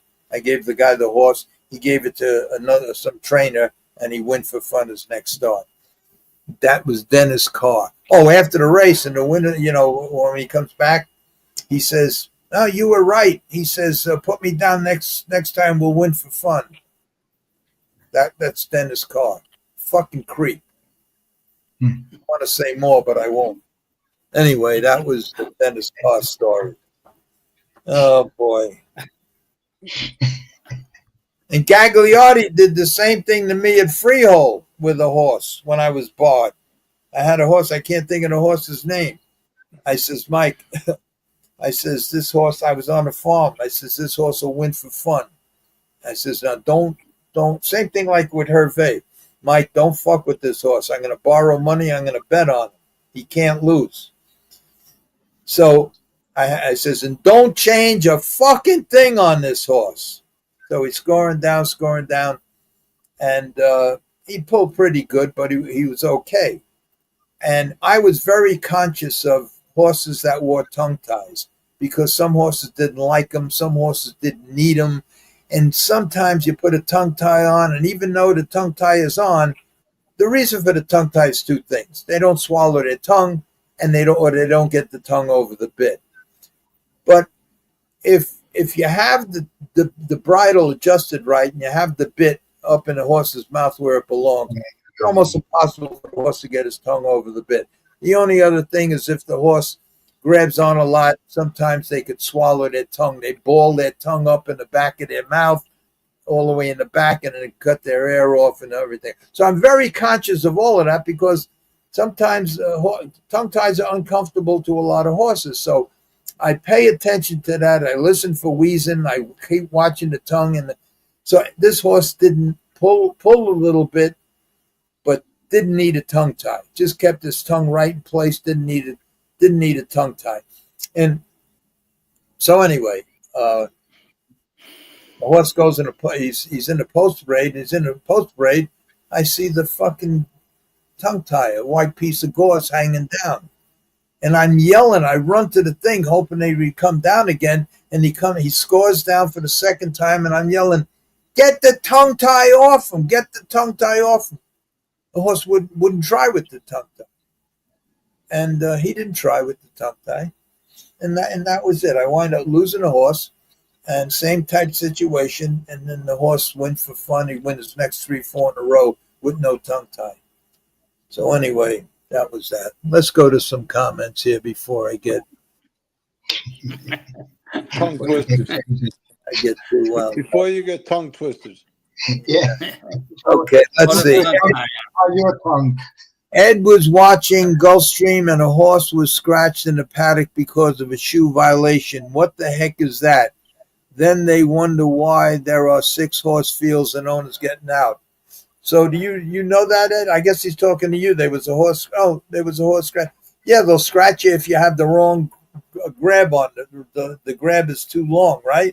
It might have been on the turf, and he didn't have queen plates on. He probably had regular dirt shoes on. Yeah, they have these rules that whatever. Yeah. Okay, Gary D, get ready, Anthony. Larry will bounce you out at any time. You're right, Gary. Boy. He's got the button there. Okay. Where is Cigar Manny? Cigar Manny's missing in action. Okay. I haven't heard from him in 2 days. He called me the other day. Eddie sounds a little... He called me the other day. He wanted the name of the doctor who gave me the ivermectin. Said a good friend of his or somebody was diagnosed with cancer. And normally he has you on the phone for 2 hours. I gave him the name of the day. He said, okay, thank you, goodbye. And he hung up. So, I don't. Okay, Rick Simon. I almost won the Powerball yesterday. My numbers fell so close. I got 2 numbers and the Powerball, and the other 3 numbers were off by 1 or 2 numbers. Well, that's too bad. Rick, if they're off by 1 or 2 numbers, they're off by 100 numbers. What's the Powerball? How much is that? Is that like $1 million job? Oh, yeah, probably at least. Some of them go for million. That's about 200 something million. Yeah. Powerball's like a million Kuberts. Yeah. We couldn't make Larry's movies. We could have made Larry's movies. Yeah, you would have hit the Powerball. Yeah. Yeah. Okay, Sundance. Joe G. I took a picture of Joe Guarino's garage in Garfield. He said he wasn't related. I told him to bed, you're a good man. She sent me that picture. And it's Joe. Yeah, she sent me the picture of the thing. I was going to put it on, but I forgot. Really? Well, yeah, Joe Guarino's garage. Yeah. Right. If I knew how to do it, but I'm not going to do it because I'll screw everything up. Okay, let's do this. George Foster, this is great stuff. You hear all the inside info here that you don't hear anywhere else, like discussions on what shipping costs. Is very interesting. Well, the first half of this show, Josh, was a complete fuck up, but we'll try to make it up. But thanks. Okay, Rick Simon. Hi, Sundance. She is okay. Tumor is shrinking with the infusions. Oh, that's Rick Simon, whose mother has that big tumor, and that's good. Good for you, Rick. All the best to her. Good. Okay, let's see. Is this Angelique? So happy to hear that, Rick. Yeah, we all are. He's a good guy, and she's a nice lady. Angelique, are you the one that bought my book? That's supposed. Yeah. No, is that the one? Yeah, because I said you said she wouldn't understand it. And I says, no, she has some gangster in her, Larry. Well, the other podcast, I mentioned that. And she says, no, I got the book and I started to read it. Well, I don't know what's taking you so long. Am I being too harsh? Yeah, I think so. Okay. Oh, boy. Okay, Angelique, I'm sorry. Take your time. It's only 180 pages. It should be done by the end of the year. Let me know. Oh, boy, she's going to be. And I'm only kidding, Angelique. I'm only kidding. You better be nice to Angelique. Yeah. She's been here. She's been on every show from the beginning. Angela, I'm only kidding, Angela. Take your time. Angelique will put a tongue tie on him. Okay, let's see. I'm looking for. I should just go down the list. Let's see. Time to get George Anthony back on the show. Yeah, you're right, but I think he's announcing someplace, right? He's doing something. He's announcing at Saratoga Hondas, Yonkers. Yeah, he's going around. Stony Tony, Larry, the best guy around. Yeah. Sundance, funny seeing you here. Okay, the social club begins. Angelique, what's up, gangster? Okay. They got to be. Please, somebody ask some questions. Let's see. Larry is 100% correct. Those horses ran in badly. That's right, David Arthur. I think David Arthur has something to do with horses, so he might know. But you're right. They're running them badly. Okay. Gary D. Sierra ran in the entire straightaway. That's what we said. That's right. And next week, when we talk about Anthony's refinery or whatever you call that thing. What is it? Meadery. He's going to have a wire so he don't freeze, and we'll be able to see all the pictures. All he has to do is run a wire, even on the outside of the house. You don't have to drill holes in the floor. Just run it on the outside of the house. You see these tenements in the Bronx. One person gets cable vision, and then there's 3,000 wires with going to every window in the place. Yeah. Okay. How many times you gonna show the Whitney? Well, the first two we couldn't see it. Then I wanted to show. We were trying to look for different things, Michael. You know we're nuts. Yeah. Okay, how many times you going to show to Whitney? Let's see what this says. Larry, enough of the Whitney in the pants already. We've seen Oh, boy. Okay, Rick Simon, wasn't it Joey Molino? You should have put out an essay on the horse. Good one. Joey Molino. Very good, Rick. But That's Joey, what I said. he stopped smoking. I think he stopped smoking. He don't smoke no more. He used to smoke like crazy. But yeah, all we'd have to do is put earplugs in, and that was it. Joey Molino. I had a picture up here, of Joey Molino on a horse in a winner's circle. He's quite a guy. He's a funny guy. I watch him once in a while just to laugh, because it's just like a typical neighborhood. He had to get off YouTube because they were always complaining. They demonetized him because every other word is fuck.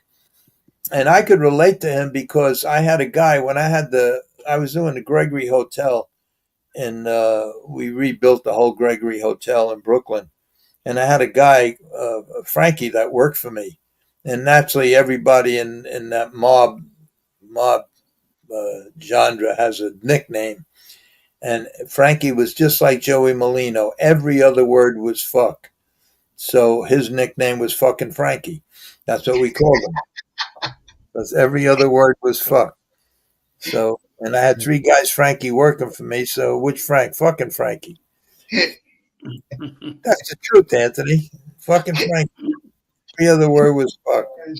Okay, PM Larry. After shoeing equipment and a big track, did you ever have the final? Did you have to finally put knee spreaders on a horse?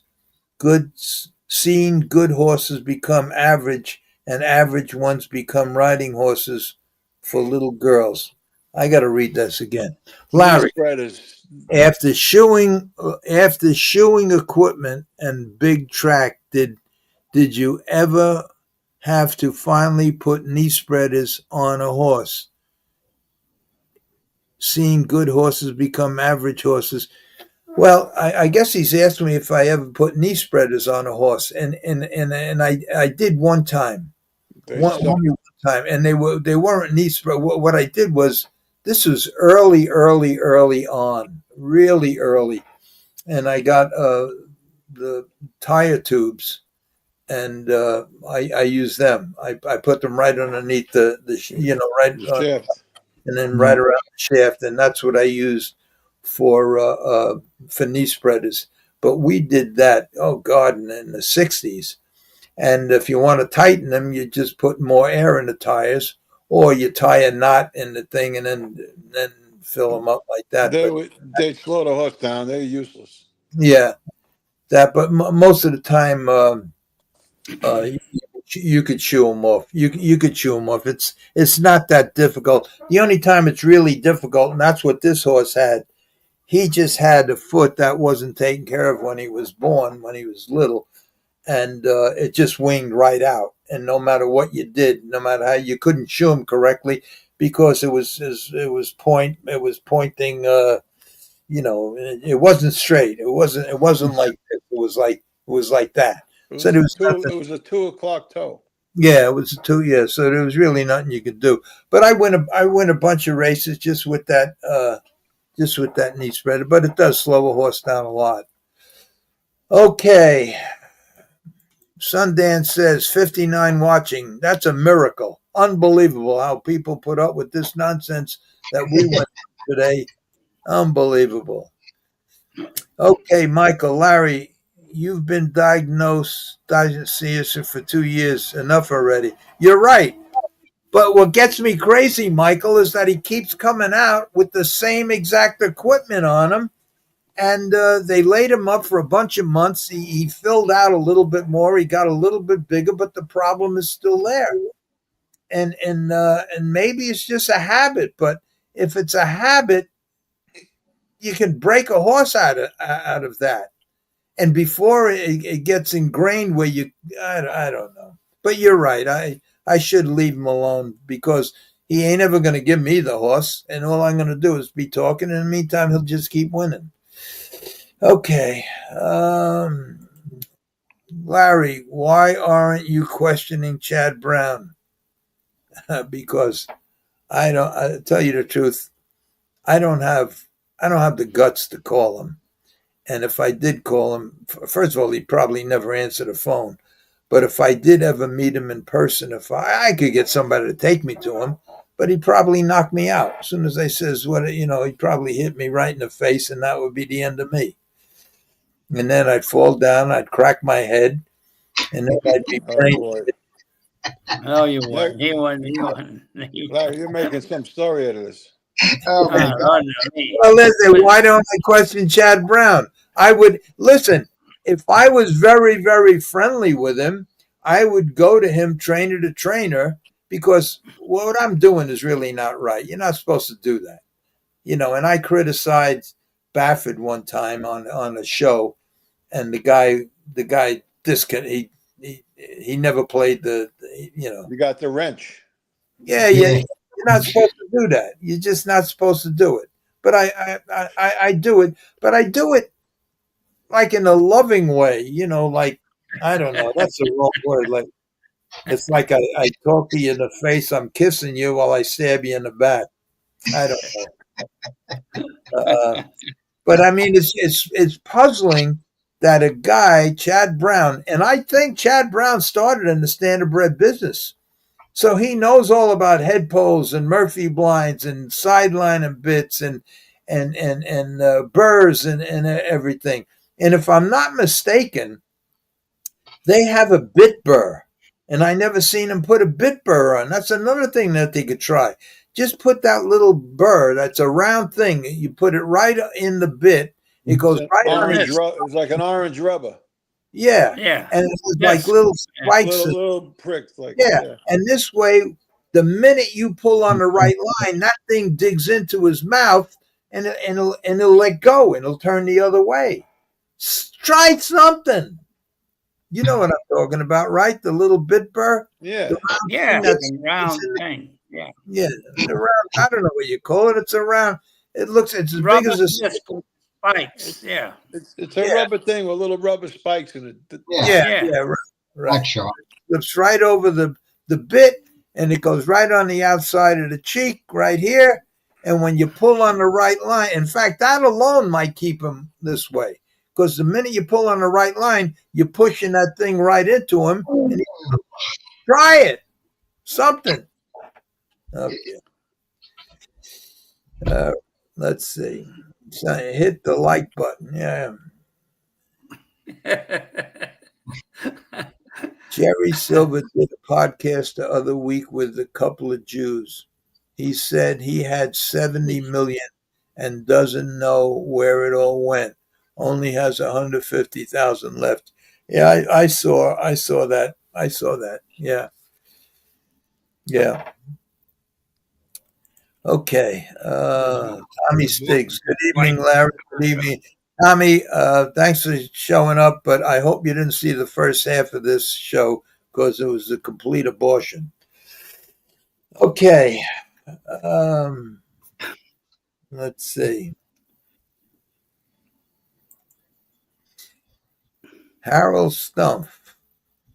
Harold, that's the first time. See that last name, Stumpf? That's the only time I grew up with a kid called Joe Stumpf. And I said this on a podcast before, and I'm going to say it again because the statute of limitations is way over, and I already told him, and he laughs about it. Joe Stumpf was the only guy I took with me on a robbery when I was 16, 17 years old. That was the time I stole the big hydraulic jacks and everything. And Joe Stumpf was the only guy ever, whenever I did something, I always did it. His name was Joe Stumpf. And because of Joe Stumpf and because I wouldn't give him up, I had my teeth knocked out, my nose broke, a concussion, 2 or 3 ribs, 7 ribs broke, broken ankle. I spent 3 days in the tombs. Joe Stump, but he was my pal. It wasn't his fault. This question here looks very familiar to what I said. Okay. You remember the Black Stallion bar? I told you I went into me and my friend after winning a big race at Vernon. And yeah. the guy hit my friend. A girl hit my friend. I don't know that story. No, say it. Yeah, it was a setup. Yeah, it was a setup. It was a setup. You drove. And this guy drove saying the yeah. Black Stallion bar, the cornfield. Yeah, it's exactly like my story. Yeah, that's him. Remember, Anthony? No, let me read it. My mom finally told me about my dad. She met him at the Black Stallion bar over 40 years ago. When she was going to tell him about me, he drove off at 100 miles an hour through the cornfield. That was anything to do with that, Joe? What? Was that the girl? Listen, all I can tell you is it's a Sunday afternoon. We're in Long Island, me and my friend. We're watching football, and he's a horse nut. He loves the sport. And he looks up and he said, Joe, listen, let's go to Vernon Downs. We're in Long Island. It's like 1 o'clock in the afternoon. He said, Senior Skip is racing against there, but I think Jade Prince could win today. So I had a brand new Oldsmobile. Long story short, we drive up there. Senior Skipper wins the race, but he made a lap down break at the wire. They put Jade Prince up. So we won like $5,000-$6,000 each. So afterwards, we go into a bar, and it's all, we're out of place. We're totally out of place. It's all rednecks and hillbillies, and he bumps into a girl by mistake. She turns around and whacks him in the face. And this guy's like 6'4", athletic, but 6'4", but a very kind, nice guy, And I go, oh, what's going on? She said, your friend bumped into me. And I said, listen, he didn't mean anything by it. I says, we had a few drinks. So long story short, there's about 8 guys there, and they got up, and I talked to one of the guys. I said, listen, guy's drunk. He's harmless. I apologize. Let me buy you a drink and forget about it. So I did. So long story short, I'm talking to the girl. Everything's fine. At the end of the night, it's me. I can't find my friend, the girl. The guys all left. So she said to me, would you take me to my place? So I says, okay. So I didn't know what it was going to be, but I thought I was going to get lucky or whatever. But we drive down this long, long road, and I'm telling you, it's through a cornfield, a dirt road through a cornfield for like 1.5 miles. When I get there, something tells me I got to get out of here. I got to get out of here. So she says, come on in for a while. I says, I'm really scared of those dogs. She had 2 dogs on her. We had a big wraparound porch, an old house with wooden porch. I said that there was 2 dogs chained to the porch. I said, listen, I'll come in, but you got to tie those dogs up. I says, you got to take them away from the door. So as soon as she got out of the car, I made a U-turn. I drove it at 100 miles an hour. As I'm driving down a cornfield, through the cornfield, here comes a pickup truck full of guys yipping and yahooing and baseball bats and drinking beer, and there must have been 10 guys in there. So thank God I got the message from him to get the hell out of there. And they were setting me up is what they did. They probably saw I had a pocket full of money. The girl lured me to go back to her house, but it was just exactly like this, the Black Stallion bar and through the cornfield, and it's like my exact story, Wow.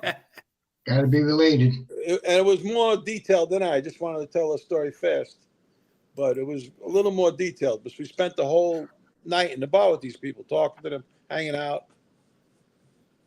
All right, listen, I just got a text from a guy that watches the show all the time. And it says, I'm gonna read to you what it says. It says, Larry, as a friend, I'm going to tell you that was a rough show to watch. You must have showed the Whitney 20 times. I could see you questioning the equipment on Sierra Leone. If the horse was not one of the best horses in training, he was probably favored to win the Breeders' Cup Classic. So I believe Chad Brown knows what he's doing with the equipment. Let's give it a break, please. All the best, Michael. So Michael has a lot of good points. He just has to understand, and I'll let it go. But he has to understand that when you see a horse that deserves more than what he's getting and deserves all the sections should have been wins, it means millions and millions of dollars. He could have been, in my opinion, he could have won every race that he was in had it not been for that problem. And as far as Chad Brown knows what he's doing with equipment, there ain't no equipment. It's the same. He comes out with the same thing every week. I could see if he tried, or this week he said the only equipment change he ever made was that bit. And it just bothers me that it's like if you have a neighbor that's abusing a dog that leaves him out in the snow and the cold, it bothers you. And that's how this bothers me.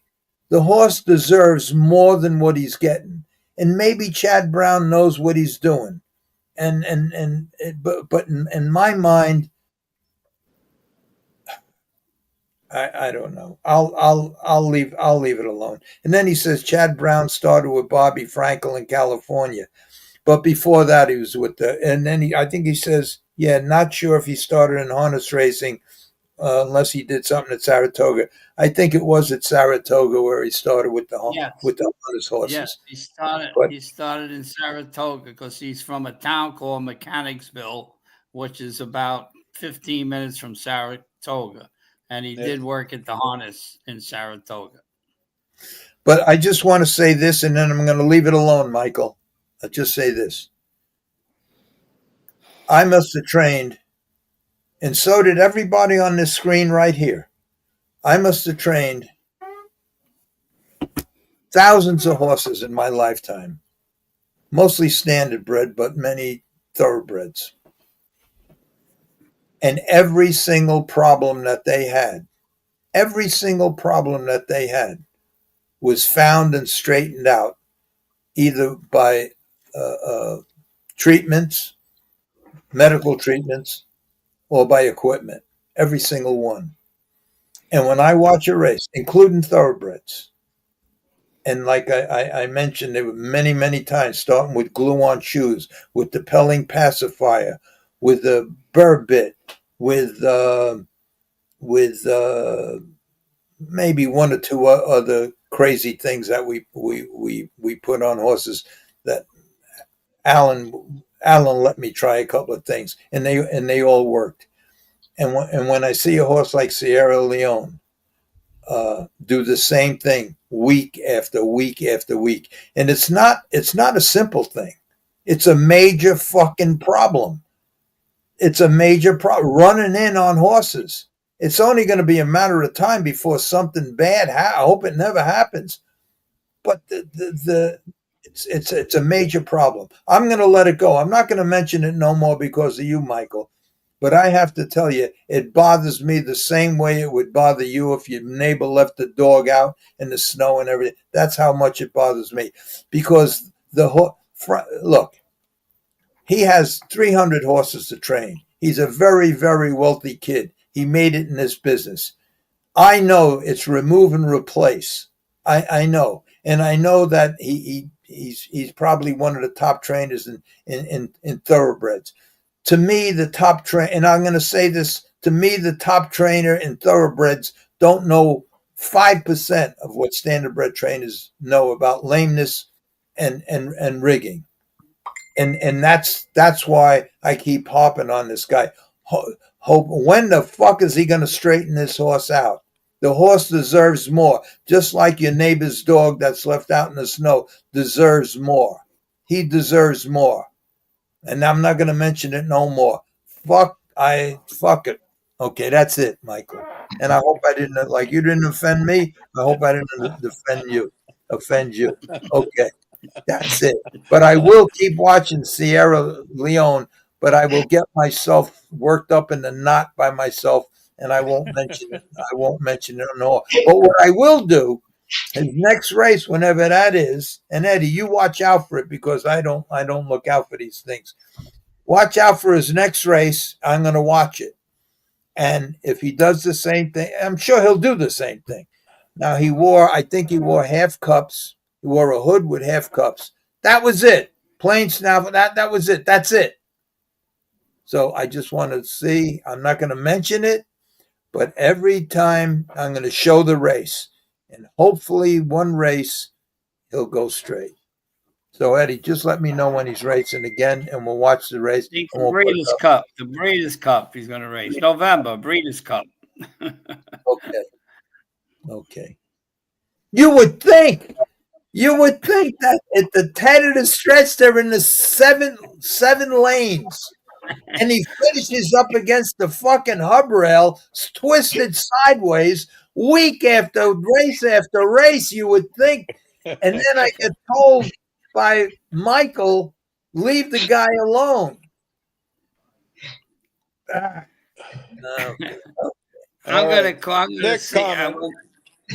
gonna see Chad Angelique. Yes, I am. Oh, here's Angelique. Yes, I am the one who bought your book, and you asked me to give you an honest review. I am trying to read it as fast as I can. LOL. I will be done within a couple of weeks. I don't even read. I never even read my own book. But when I was going back and forth, I don't read. I don't read. The only thing I ever read in my life was the racing program. That's it. I don't read. But I went back in the I think it was the early 80s. I had horses in California, Florida, and New Jersey, and New York. And every week I used to fly to California, stay there 2 days, fly to Florida 2 days, back here for 2 days. And that's what I did. So after about 10, 15 trips, I had read, back then they had magazines all the time, and I read every magazine and everything else. So I says, because it's a 5-hour trip to California. So I went by the candy thing there, and they were selling books. And I bought a book. I says, let me buy a book. I'll read something. I can't just sit there staring at the ceiling. So I bought a book. It was maybe about a half-inch thick, and the writing was pretty bad. I says, I should be able to finish this. So it was the first book I ever bought, and the first book I ever read. And the book was called When Bad Things Happen to Good People. It was about a Jewish rabbi whose son was born with that disease where when you're 2 years old, you look like you're 100, and he says to God, I dedicated my whole life to you. How could you do something like this to me? And so that was what the book was about. But I read that book in 4 hours. And it was probably a half-inch thick. It was just as thick as my book. So,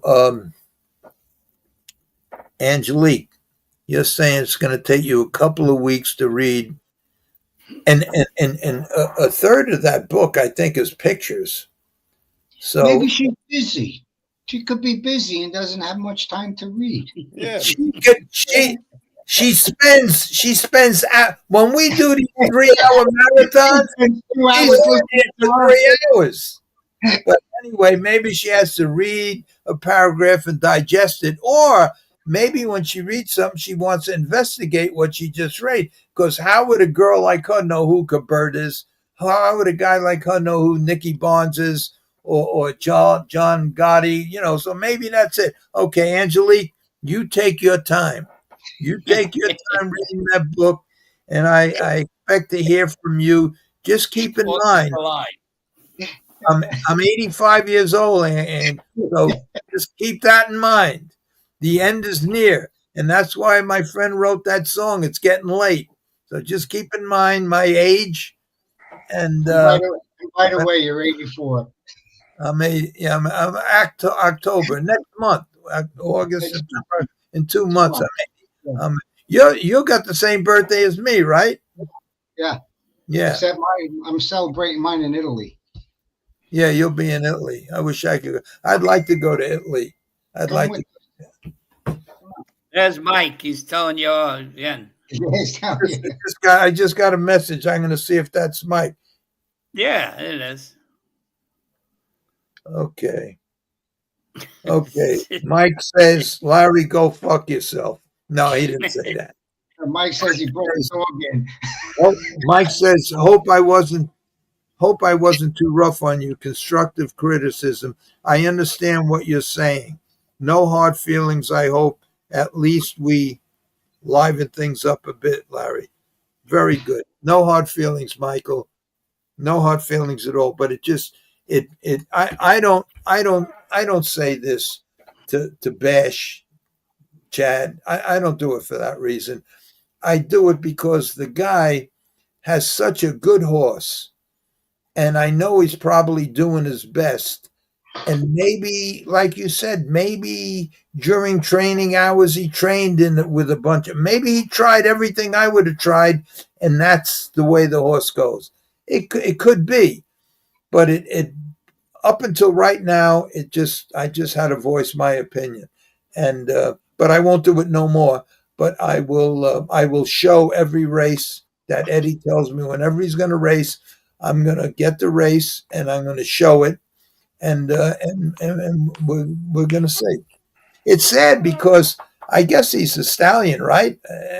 Because I mean, he could have an unbeatable record, and the syndication prices would go up a lot rather than he got beat by this horse, he got beat by this horse. He never should got beat by the horses he got beat by. But anyway, that's it. Okay, Angelique, take your time, sweetie. Okay, Sundance. Larry, you asked Angelique yesterday about the book. I know. You think I remember what happened yesterday? Michael, laugh a lot. I'm here, Larry. Okay, let's see. Oh, yeah. Rick Scott, Powerball jackpot is 449 million. Wow. Man. God. Hit it, Rick. I hope you hit it, Rick. Yeah, hit it. Just remember how much I really care for you, Rick. We talk so good about you. Yeah, pal. You get, and one thing about growing old. One thing about growing old and going through everything that we went through in the businesses that we're in the business that we're in. You learn how to read people. You find out all the phony fucks and all the bullshit artists. And I always tell this story. In fact, I just told it yesterday to Sundance. Came over my house, and we were taught. Every time she comes over, she reminds me of stories that I went through in my life when she worked for me. So one day, I'm sitting in my office, and this guy comes in, and he pages me at the stable gate. I go get him. I bring him back to the barn, and I'm in my office. I think I told this story once or twice. So I'm in my office, and he says to me, he says, I've been watching your career. I love the horses and everything else. And he says, I decided I'm ready to get into the business. I says, okay, good. I says, how ready are you? He says, I'm ready right now. He says, what kind of horses do you want? I says, I recommend you start off with, claimers. He says, yeah. He says, I'd like to buy one or two right away. I says, okay, good. What price range? He says, anywhere from 30, 40,000 like that. I says, okay, good. So I says, I'll start looking. He says, great. He says, and here's my phone number and everything else. And he says, okay, I don't want to take up too much of your time. He says, oh, by the way, he says, you have 3 horses in tonight. He says, you like any of them? And right then I knew I should have just, if I had a water pistol, I would have shot him with it. But, he says, yeah, I have 3 horses. Yeah, I says, 2 of them will win. The other one has no chance. So he says, okay, thanks a lot. So the next morning, I win with both the horses, I told him, and the other one had to finish up the track. So the next morning, I call him up. I didn't mention nothing about the horses win. I mentioned nothing about nothing. I says, hiya. I said, I found a horse for you, really nice horse. I said, I could buy him this afternoon. So he says, well, let me talk it over with my wife. Let me see what I could do. Let me see how I can get this money. And I just hung up the phone. These are all the phony fucks you meet in this business. And not all of them, but this is what you go through. And after a while, you learn how to read people. And after one or two times, and sometimes even after, like when guys come in for a job, they want a job. You sit down, how much experience you have? Oh, I've been doing this. And after two sentences, you know that they're full of shit. And that's that's the good part about getting old. You learn how to read people, either by conversation, sometimes by the way they walk, sometimes by the way they look, sometimes by the size of their nose or where their ears are set, whatever it might be. They come in, and you could just, sometimes it's facial features, sometimes you can read them. Well, you could read them, and that's what you learn. Quicker than a book. Yeah, you learn right away, and it saves a lot of time. Qualifying people right away, that's the way to just like eliminate them right away. And through the years, and the best way is whatever they have to offer, you dive into that. And then all of a sudden, just like the guy with the horses, well, let me talk it over with my wife. Let me, okay. Tommy Stiggs, hello, chat. Tommy's still in there. Tommy must be dying because he runs a very, very sophisticated show. Everything is perfect, no mistakes. He talks to everybody on the chat, and then he listens in on here. Oh boy, let's see what he says. Larry, did you enjoy doing the show with me last week? I really did, Tommy, and a lot of people called me up and says that was a really good show. It was really good. I didn't see it, but we did it, and I don't know what kind of response you got, but I enjoyed it. I enjoyed it. It was nice. You're the perfect guy for the interview. And a friend of mine told me that who watched the show. I think it was Jesse Black. He called me up. He says, I just saw that show. It was a great show you did. He says, and Tommy's great. When you started to go off the rails, he just bring you right back and hit you with and you're right. He's a perfect host for that and answering questions in interview. He's really good. I can never be like that. It's not me. He says, I'll teach. I can't learn. This is me. This is me. Fuck up, hit the wrong buttons, that's me. And sometimes we come up with pretty good show. Thursday there's going to be a good show. Freddie Hudson called me up and says that he has a couple of guys coming on, and we're going to play some of the audio from his podcast. It's supposed to be. Freddie says it's going to be a real good show. I think Donnie Dance is coming on Thursday, and Michael, and it's going to be something. He said it's going to be a good show, so tune in. Okay, let's see what David says. David, I would love to get a horse at Aqueduct, but $5,000 a month trading to race 1-2 times a month is brutal. Yeah, I'm not sure. I don't think the bills are $5,000 a month, but I think Manny. I don't know if I should say this or not, but I'm going to say it anyway.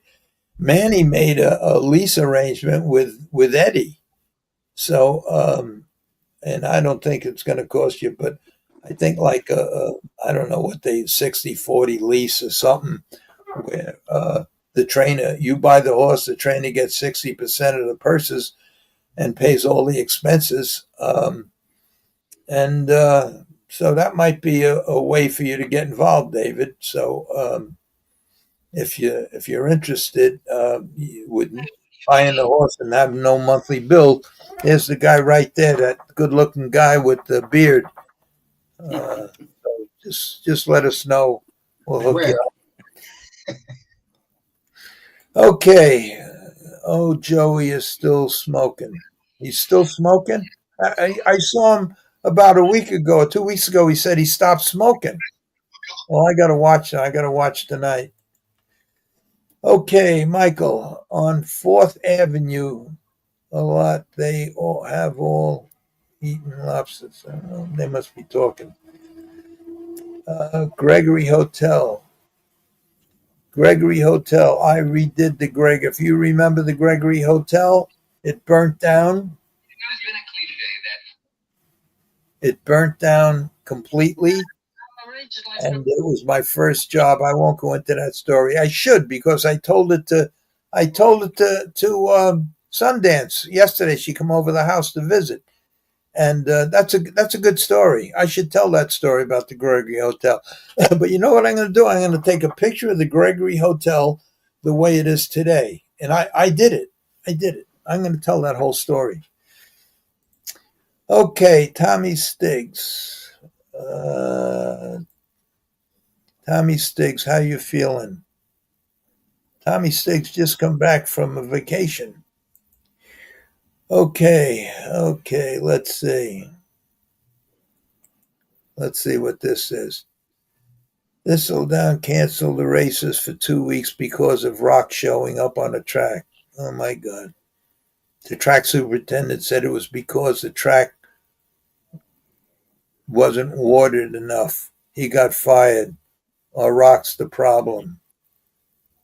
I don't know. I wasn't there. I don't know how they could be rocks, because after the cushion, below the cushion is another. I think you probably have to go down 2 feet before you get to any dirt that has rocks in it, because everything else is just foundation. I don't know, so I can't answer that. Let's see, is this the same question? Yeah. Harold Stump. Here's that guy that says about that Black Horse Cafe, whatever. Mom told me Dad was a great handicapper and looked like a young Marlon Brando. He was told he was also a great arm wrestler. Uh-oh. Hope I can meet him one day. I think this guy's playing games with me. Yeah, because you're a great arm wrestler. Uh-oh. That might be your He's son. trying to tell me I'm his father. The long lost son. Uh-oh. Yeah, this guy's messing with you. Okay. Maybe he's from the cornfield. Yeah, but I didn't pursue that anymore. When I got the message from God, I left. You know that song Deliverance, maybe. Yeah. My maternal grandpa's last name was Stump. Okay, Joe and Larry, which track would you look to claim a horse from, or would you check your fellow trainers to ask? Well, I think if you're talking about standardbreds, I would claim it at the Meadowlands. That's what I would claim at the Meadowlands. If you're talking about the thoroughbreds, I would claim at the best tracks, the New York tracks. You can't go to the small tracks. You can't go to cheaper tracks.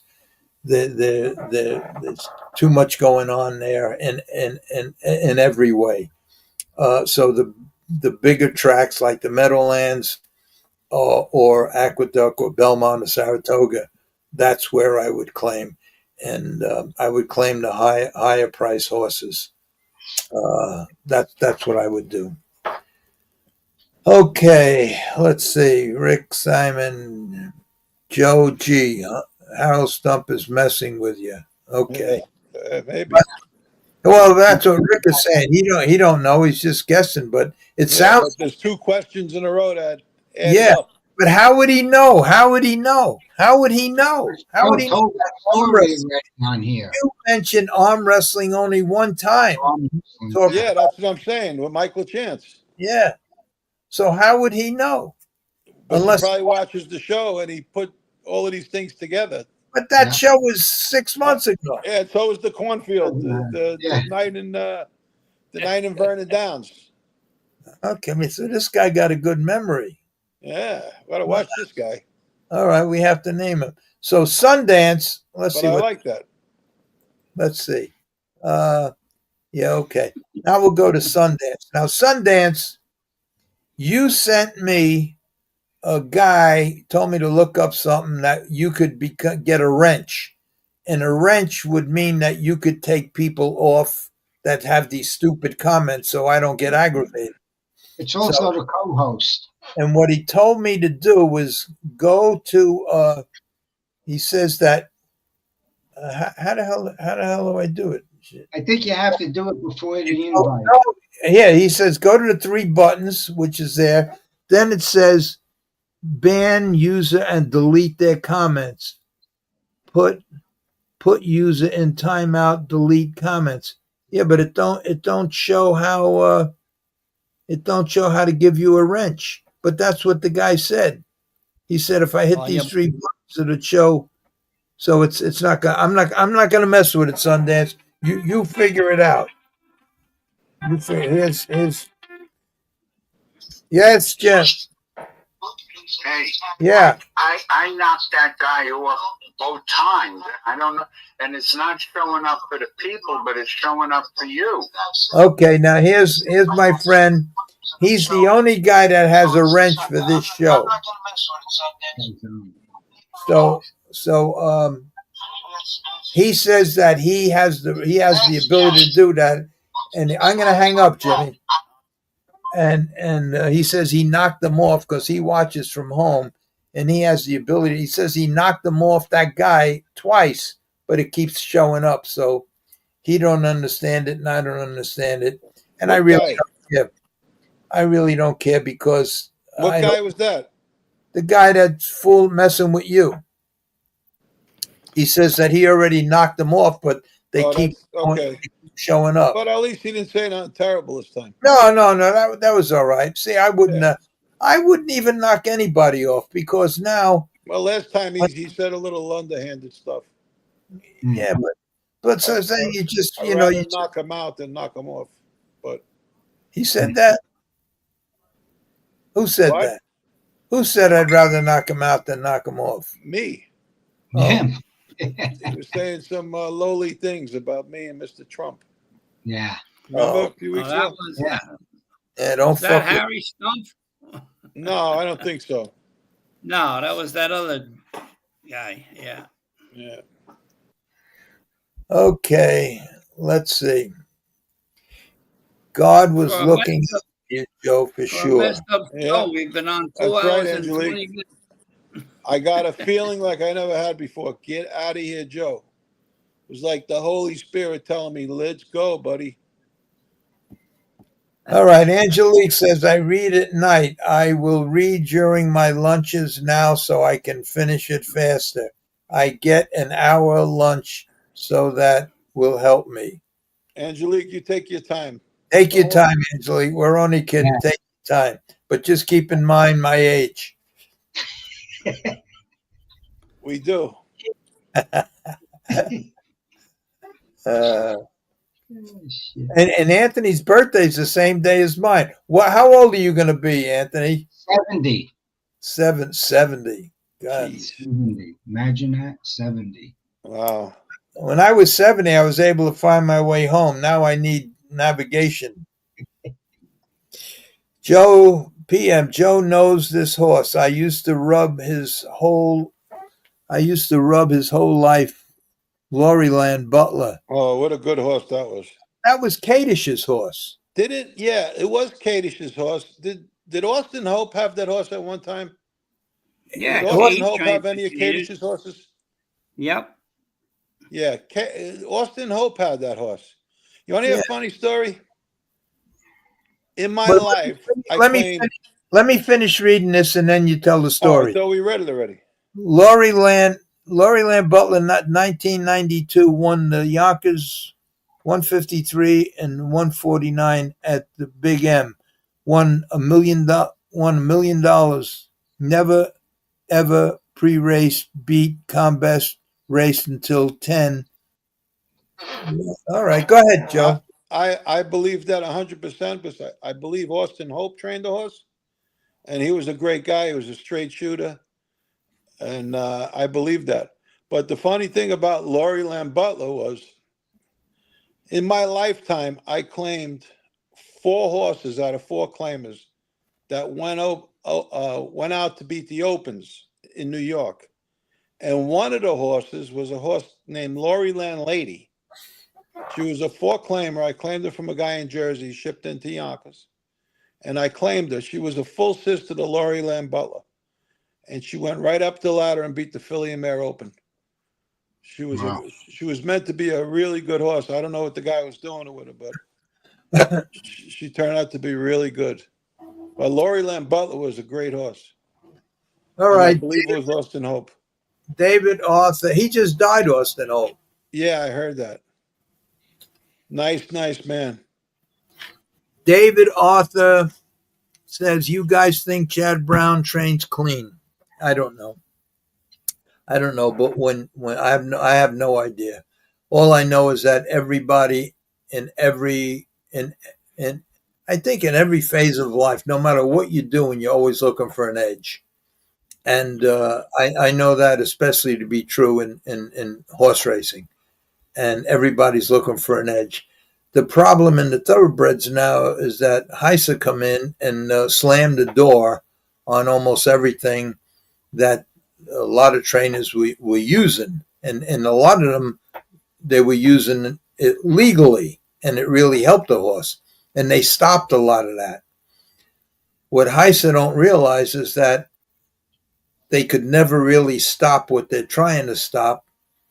And by stopping the trainers from doing things that should be allowed, like inject a horse's ankle or knee and not have to leave them out for a month or 2 more, whatever the stupid rule is, and just do the common sense things that they need, you wouldn't force these guys to look for synthesized drugs that there's no test for. You're making these guys go underground. And that's sad, because everybody is looking for an edge, and these horses, they need help. They just need help. They need to be rehydrated. They need to be, because every horse, regardless what anybody says, is racehorse sound. Everyone, and they need help, and so when you say is he does he train clean? I don't know. I don't know why you mean clean. If clean means just strictly hay and oats, no trainer just races off hay and oats. Very, very few. And by that I mean they all get these electrolyte jugs. They all maybe get a shot of Butte after a work mile or something like that, or who knows what the rules are now, but I can only tell you that the racehorses need help, that the Heise is stopping a lot of that from happening, tying the hands of a lot of trainers that want to do the right thing by the horse and are forced to go underground to try to do the right thing by the horse. I don't know if I'm explaining it right, so I don't know. I don't know if I had a big stable of horses and know what I know now about training and conditioning and keeping a horse sound in both body and mind. You need help, and Heise is stopping these horses and trainers from getting the help that they should have. Where you can't give a horse a shot of Winstrol or any steroid to try to help them recuperate faster. You can, I mean, some of the things that they're stopping are so idiotic, and yet they want to spend close to $1 million to see about the ups and downs or do's or don'ts on Lasix. It's a lot. Do they train clean? I don't know, but I know I have a list over here. I have a list of all the top 100 trainers, the top 100 trainers in the country, in the top 10, it's a sight to see. It's a sight to see how many horses die of heart attacks and broken bones. And I could say I've been in the horse business now since 1959, and I could name on one hand the horses that died in a race of a heart attack or in training. True. And that's not the case in the thoroughbred industry since the 80s. Not going back further, but since the 80s. And it's tough, but when there's big money involved, the line of morality, it moves. And it moves. It just keeps moving when there's money and profits involved. So I don't know. I can't answer that. Eddie, let me ask you a question. Tell the guy to read Death of a Racehorse, then he'll find out who's train's clean. Yeah. Eddie, I got a question for you. Yes, sir. How would Heiser know if you inject, let's say you want to inject the horse's ankle with Adequan 4 or 5 days out? How would they know? Well, it's because anything a vet has to do now has to be logged and reported to Heiser. All right. How about if it wasn't? How about if you did it yourself? If you did You're it all myself, alone, well, scrub the horse up, you put Adequan on his ankle. yeah. Could it be detected? No. No, not really. If they happen to know that they might spot check you, like the other day, they came in and took blood of my horses. Yeah, but the Adequan's not going to show up. No, I give Adequan 2 days out. You know, in the muscle, not in the joint. You know, Right, so. but in a joint, it's very good. Yes, yeah, I know it is. So how would they know? You got stool pigeons. You got people. You gotta, you know. They find out. Matter of fact, they just got a veterinarian for not charting his work. Heiser they're going after every vet. They have to now. Anytime they check a horse, they got to take a temperature. They got to chart it. And then they got to, whatever they got to do to the horse, they got to chart it. They got to put it into the computer and goes right to Heiser. Now I pull up my Heiser portal, and it has a list of all my horses, all my owners, and it has the vet reports. When they raced, when they were injected, how much Lasix they got. So everything is a format on your racehorse. So everything is everybody's business. Yes. Yes. Here's that book Eddie was talking about. And Eddie was right. If you want to know, this is an unbelievable book. I bought it. I also bought the cassettes. I put them in my car and I listen to them when I drive. And it's unbelievable. And it names the trainers. It names everything. It's an unbelievable book. Mind-boggling. You finished it, Larry? I never read the book. I have it. And you're yelling at Angelique. Yeah. No. I got that book 6 months. Angelique. We're getting old here. Angelique, did you hear that? This book what a hypocrite. is Larry, you hypocrite. pages, and the print is very, very small. Oh, yeah. Good. And it has no pictures. But I would have read it, but they sold the disc, so I bought the disc. Oh, yeah. Okay. Angelique, we got him. Okay. Larry, could I ask you this question, please? Yeah. How did you make out what your test? You don't know yet. Oh, yeah, right. I know in 2 weeks. They'll tell me in 2 weeks. Okay. It's no big deal because if it's still there, I go back on the ivermectin. If it ain't there, we throw a big party. it ain't. No, it's no big deal. Yes, You it know, is. It's a big deal. Of course, it's a big deal. big deal if I was 30 years old. It's no big deal. I already outlived my life expectancy 8 years ago. It's a big deal. And I'll tell you the truth. If I hit the lottery tomorrow and got $100 million, there isn't one thing that I wanted to do that I didn't do already. There's only one thing is I You would go buy that horse of Chad Brown. no, I would I might do that.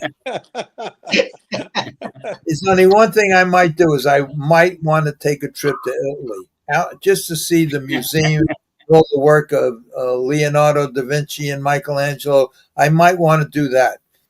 But now that you mentioned Chad Brown and Sierra Leone, I might be good to refuse just to try to just to because that will always bug me. I know that. That's why I said it. There was a horse that used to drive me crazy, a standardbred. His name was Guts. I remember Guts. He was so fast, but after each race, he would tie up. He would tie up, had a real bad problem. And That big guy trained him. Who's that big guy? I thought Mark Ford trained him. Maybe I'm wrong. I don't know. I could be wrong. I don't remember. But Maybe. I could never figure that out. How could you have a horse that's like a world champion, and every time he races, he ties up? This is what I was told. He ties up, he pisses blood, he gets all colicky and everything, or just ties up. And how could you not fix it? And back then, baking soda was legal. There were a lot of things that you could have given a horse to stop that from happening. But I just and given a horse on a daily basis so this stuff wouldn't happen. And it used to drive me crazy. But I wasn't a trainer, and I just kept my mouth shut. But these things drive me nuts. I try to get to the bottom of everything. That's why when Secretariat, and I'm not going to get into the whole thing, but that's why when you see a little horse like Kelso, or you see a horse like Secretariat, or you see a horse like Mind That Bird, and you say, how could Secretariat do what he did? How could Kelso do what he did? How could a horse win at every distance, on the dirt, on the grass, at every distance? And how could that happen? How could Secretariat go to the last quarter as fast as the first quarter? How could Mind That Bird come from dead last against the best horses in the country, and come from a place where he raced against the worst horses and couldn't beat them, and then come down and race against the best horses and beat them in the Kentucky Derby? I look into all of these things, and I get the answers to all of these things, and I have the answers to all of these things. And sometimes I go through great lengths to find the answers to all of these things because it bothers me. And that's why Sierra Leone bothers me so much. And that's why I keep harping on it, because I have to get to the end. I found out about Kelso. I found out about Secretariat. I found out about Mind That Bird. I found out about Consigliere, the name of that, I can't think of the name. The second, the other one that won the Kentucky Derby at 100-1. Whenever something crazy happens, I find out. I already know about the standardbreds because I used to go around with the veterinarians, and there was a time prior to them finding out about Epigen and milkshakes and everything else. I remember when the tailgate of the vet's truck, they were lined up, syringes, Epigen, and every horse got it. Then we go back at the end of the week, take the blood, monitor the blood. I remember all of that. I remember when the racing commission asked the people who come up with Epigen to put a tracer in it so they could tell. And then they found other ways of telling. but because there were a lot of people, the horses were dying, and the ones that were doing the right thing by checking the blood so it don't turn to slush, they were winning a lot of races, and it made a lot of trainers a lot of money. So I didn't have to really investigate that because I knew when the playing field became uneven. I knew who had the advantages and who didn't. I know all of that stuff. But I didn't have to investigate. With the thoroughbreds, I had to investigate. Go ahead, Joe. did being you an active trainer and driver at that time, when you hung out with Dr. DeLauro every day and went around the barns, Yeah. did it bother other trainers that you were in their barn seeing what was getting done to their horses? No, because 90% of the time they were gone. We would do all the work in the morning. DeLeo in the morning would do as much as he could. But then it was hard to do anything in the morning because DeLeo would get there, say, 8 o'clock. But all the horses are out on the track bad time. and everything else. So most of the time you talk to the trainer and you say, look, I want to have this one wormed. I want to have this one's hock injected and everything else. And they do it all in the afternoon when the trainers are gone. You don't do it nothing in the mornings. So you do it in the afternoons. And that was it. The thoroughbreds, they didn't want anybody in their barns. And that was a problem because the thoroughbreds were not like the standardbreds. Standardbred, you go in anybody. The only one that had it roped off was who the hell was that guy? George Berkner? No. That guy that was dealing with the guy. Oh, jeez. It started with an M. Oh, God. Monty Gilrod, yeah. He used to have his barn roped off. You couldn't get in there. But, and he had a watchman. You couldn't get in. He had a watchman and everything. You couldn't get in the barn. And the thoroughbred barns the same way. The trainers didn't want the vets, but I used to go. I used to go, and so but how I found out about a lot of the other stuff was just like investigative work. It got me to the point where I had to know. I had to know, and I found out, and it all has to do, except mind that bird. Mind that bird did nothing wrong except come from high altitude, and that's what won him the race. And you all know what coming from high altitude to sea level does. It's like staying, and that's how I invented the epoxic stall, because of high altitude. It makes the body just produce more red blood cells. Your hemoglobin's very high. Yeah, it mimics, does the same thing Epigen does, only legally and safely, and naturally. So that's what happened with Mind That Bird. But the other one, Secretariat, there was a reason for what he did. I found out the reason, and there was a reason for Kelso and a lot of other them horses that anyway. Okay, let's go down the list here. Chad Brown comes across as oily. Not a chemist like the white-haired scumbag, but oily for sure. That's Dave McKenna. Okay, well, I guess that's pretty good description. I guess. Okay, Sundance. Joe G, isn't your birthday October 8th? And Eddie, isn't your birthday October 7th? My birthday. 10th. No. Mine and Larry's is the 8th. Eddie's the 10th. And I don't know when Joe's birthday is. My birthday is March 11th. March 11th. Oh, that story. Okay, let's see. PM, Joe knows this horse. I used to rub. Okay, we did that already. Yeah. Yeah. First, he asked, how was your horses? Okay. Larry, You gave me 3 rules about hiring people. Do you remember?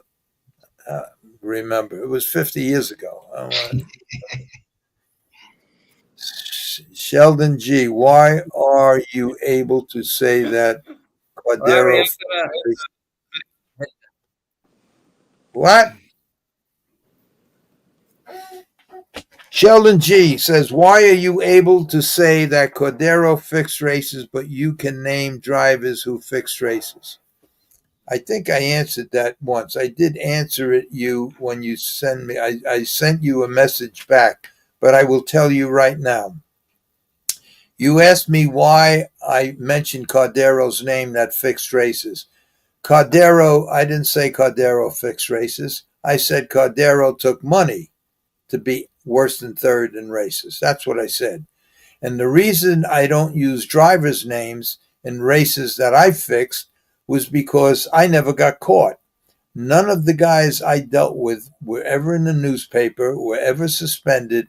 Nothing like that ever happened. So there was no reason to name anybody. And I won't. And the only names I named in my book were the names that, like Jerry Silverman, who I got permission to ask, tell him about that story. But if your name wasn't in a newspaper, it wasn't in my book. And Cordero and Baeza and all them guys, and there's a whole list in my book. They were in the newspaper for months. That's why I named them, because that was part of my life. They took the money, they took the cocaine, they took whatever they asked for, and they did whatever they said. And it was all in the newspapers, and I just reported it. The races that I set up, nobody ever got in trouble, nobody ever got caught, and there's no reason to name the names. Except my uncle. He got caught.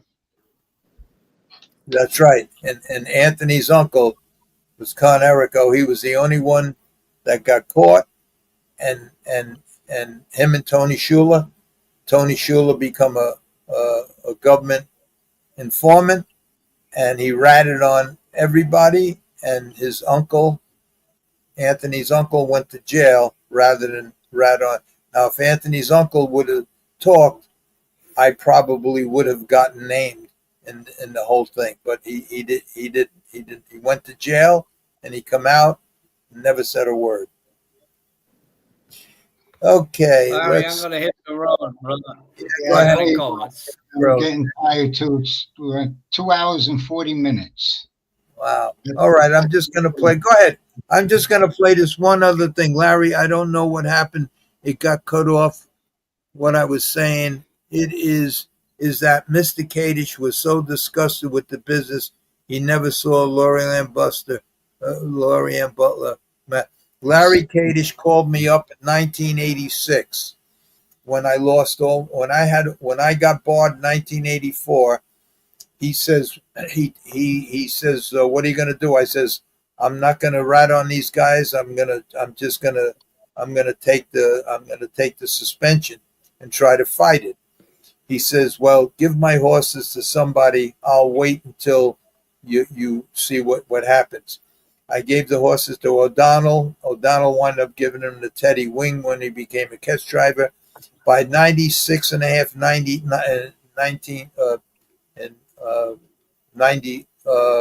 in 2000, the hell was it? 2000, no, 70, in 88, 87, 88, I lost all my appeals.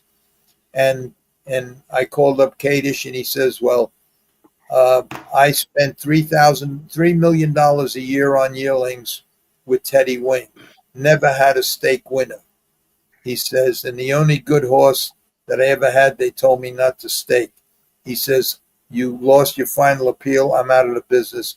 And he was so disgusted he got out of the business.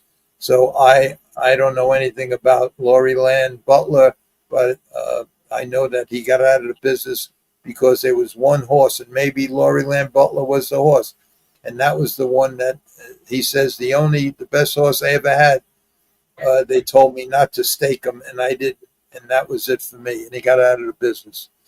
Okay, that's it. Larry, one quick thing. One quick thing, Larry. Yeah, yeah. Can you give us your opinion on Sierra Leone? Yeah. What about why is he in all the time? Is there Good night. anything you can do? Good night, fellas. Good night, See you guys. next week. Good Good night, buddy. I'll see you all. Okay. Good night, everybody. Larry. I'm going to end it right now. Don't forget Thursday. It's going to be a good show.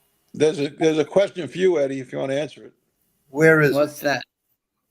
From Michael Ziesler. Oh, Ask Eddie what he thinks. Yeah. What? Ask Eddie what he thinks of a clean trainer like Phil Serpy getting that ridiculous suspension. Clenbuterol? Is that what it was? Yeah. That's what it was, Clenbuterol? Yes. Clenbuterol made a lot of guys a lot of money, a lot of trainers. There was the trainer that Mike McCarthy became leading rider in Delaware was a big Clenbuterol guy, and he was a leading trainer every year. I can't think of his name, but Iwinski. It was a good medication. Yeah. Yes, it was. Yeah. But they blackballed that too. That was a little dangerous too, because if you get too many drops, sometimes these horses would breathe out of it. They were getting a heart attack. Anyway, okay, that's it. Good night, everybody. Go to bed, everybody. Good night, Larry. Joe, see take care, buddy. I'll be in touch with you. Okay, cool. Good night, guys. Good night. Good night. Good night. Good night, everybody. I'll see you.